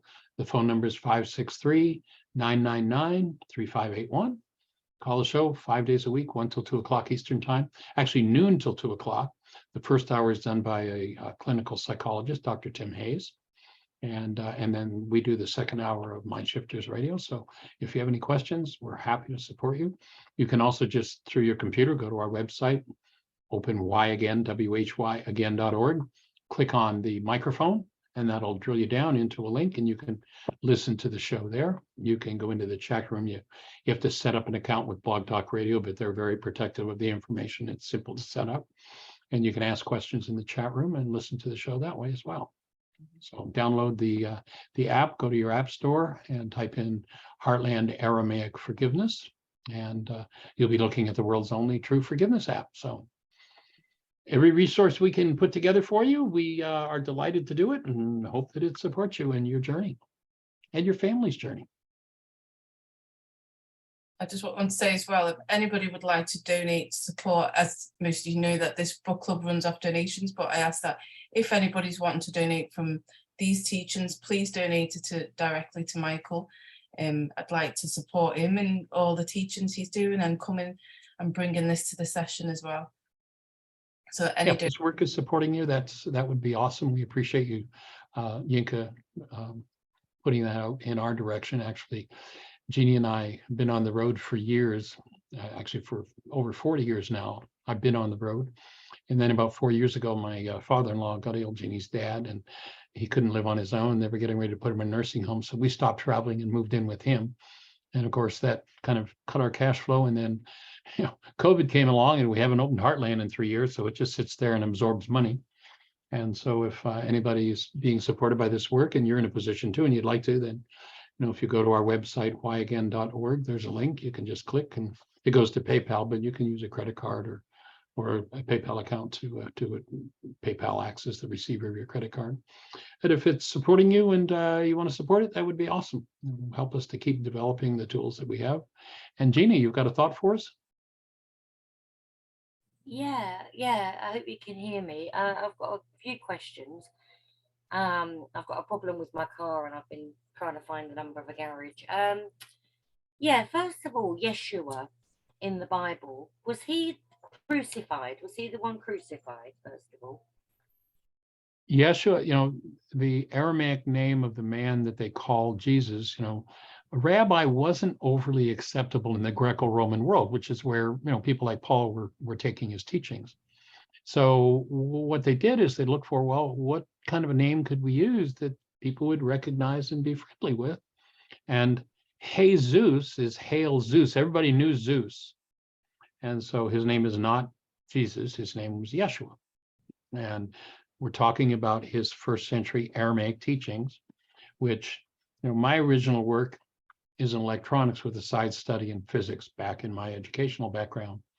And when I first, went to study medicine, it became clear to me, the body's just an energy system. The mind's just the director of the energy system. And so through naturopathic training, that was the lead for me. And then when I came across the Aramaic teachings of Yeshua, What I saw was this man is a physicist, this man is a physiologist, this man is a psychologist, this man is a geneticist. You know, when they say that the sins of the father are passed to 3 and 4 generations, they're talking about genetics. They're not talking about theology. He understood all of that work. That's why he was the great physician. And he invites people to come out of hostility and fear and live as human beings. Now, those who are making money and controlling others through hostility and fear and all that sort of stuff, they don't like that, so they want to blow him out. But the fact is, his understanding, I mean, we haven't even started in our modern so-called scientific sophistication to understand the depth of what the man was teaching 2,000 years ago. We haven't even started.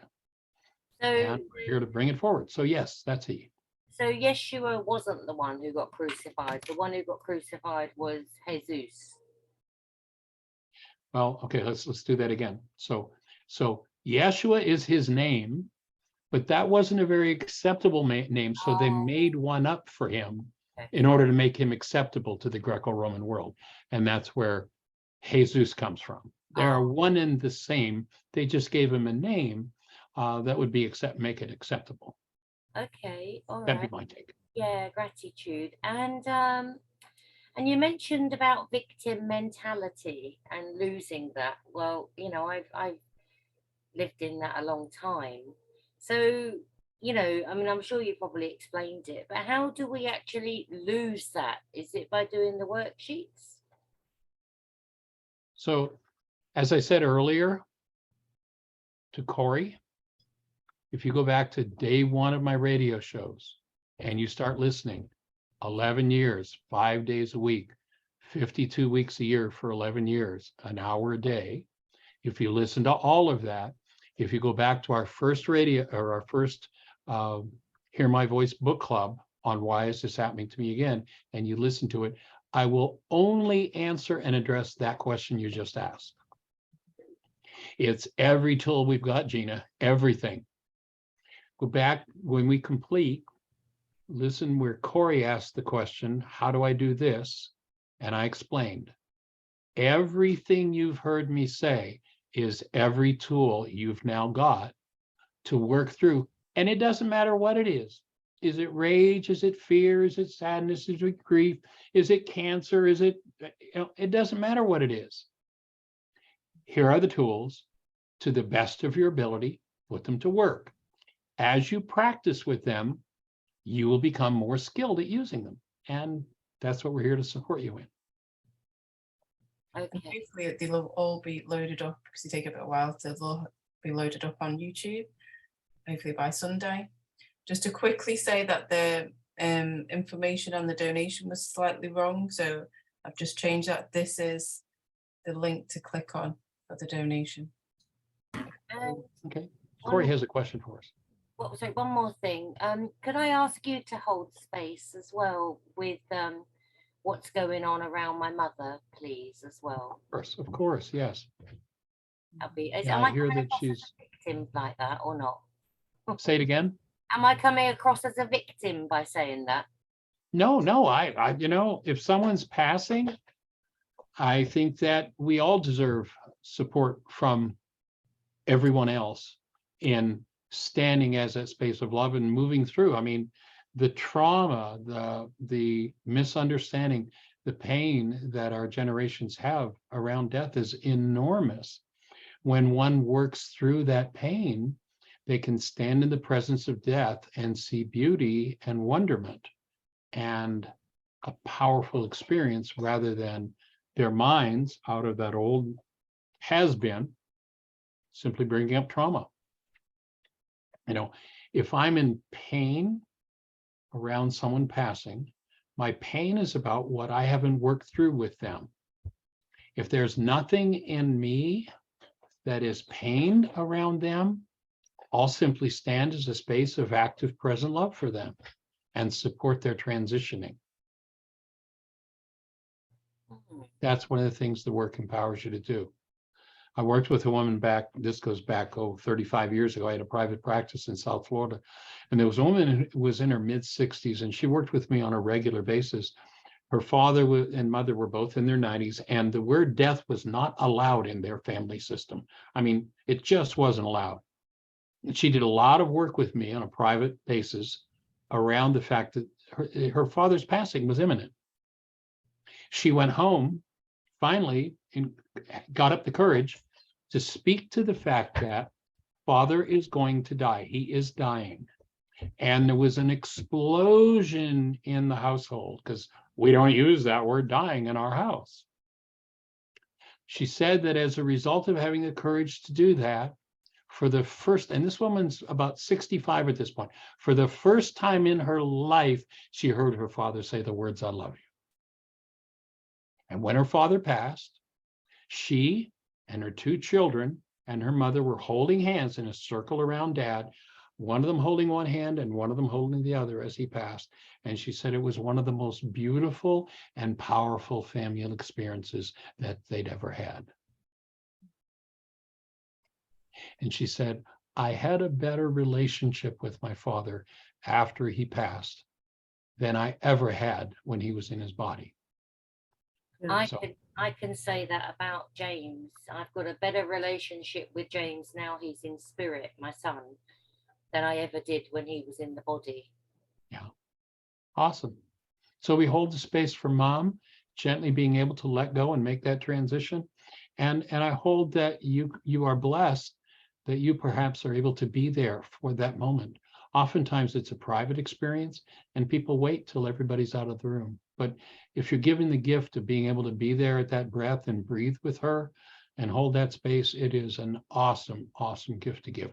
Now, I personally haven't had that directly, but the people who I've worked with who have tell me that it's a very powerful and memorable experience. I was at James's bedside when he passed, and it was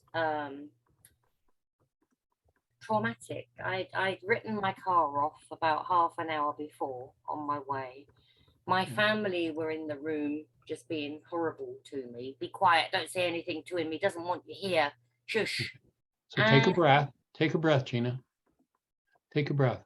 My offering was that it was not horrible, but what was going on inside of you was horrible, and what was going on with some of the other people in the room was horrible. If each person in the room, when he transitioned, had done the work of cleaning up their own minds, it would have been a powerful and beautiful experience. I support you. I hold the space that if it's appropriate, that your mom would allow you to share that with her, and that you can be there in that space with her, breathing and moving through that transition with her.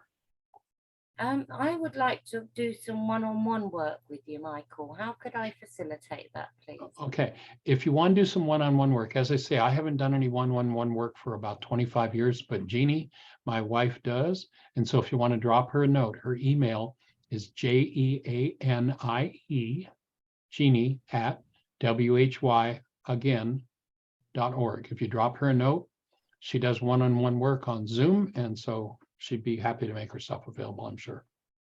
Okay, all right. Well, gratitude for tonight. All right.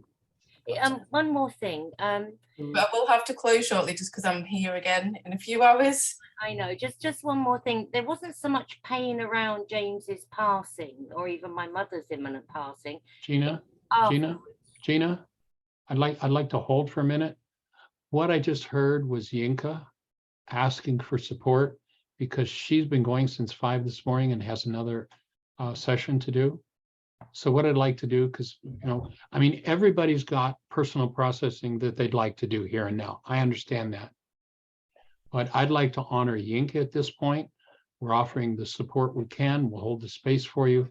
But I'd like to give Yinka the right to complete the session and do what she needs to do before her next event. Okay? Okay, yeah, okay. All right. So, Miss Yinka. Thank you, Michael. Huge, massive thank you for this session because it is amazing, all these teachings and coming to support the group as well. And thank you for everyone that comes to the group and supports all these sessions too. I send you all appreciation for this. This has been an amazing session. Thank you very much. Each in our hearts. Blessings. and I will see some of you in the morning. Good night. All right. The light's really playing some wild tricks here. I'll see you All all right. soon. Good night, Thanks, everybody. Michael. All right. Bye. Best wishes, Blessings. gratitude.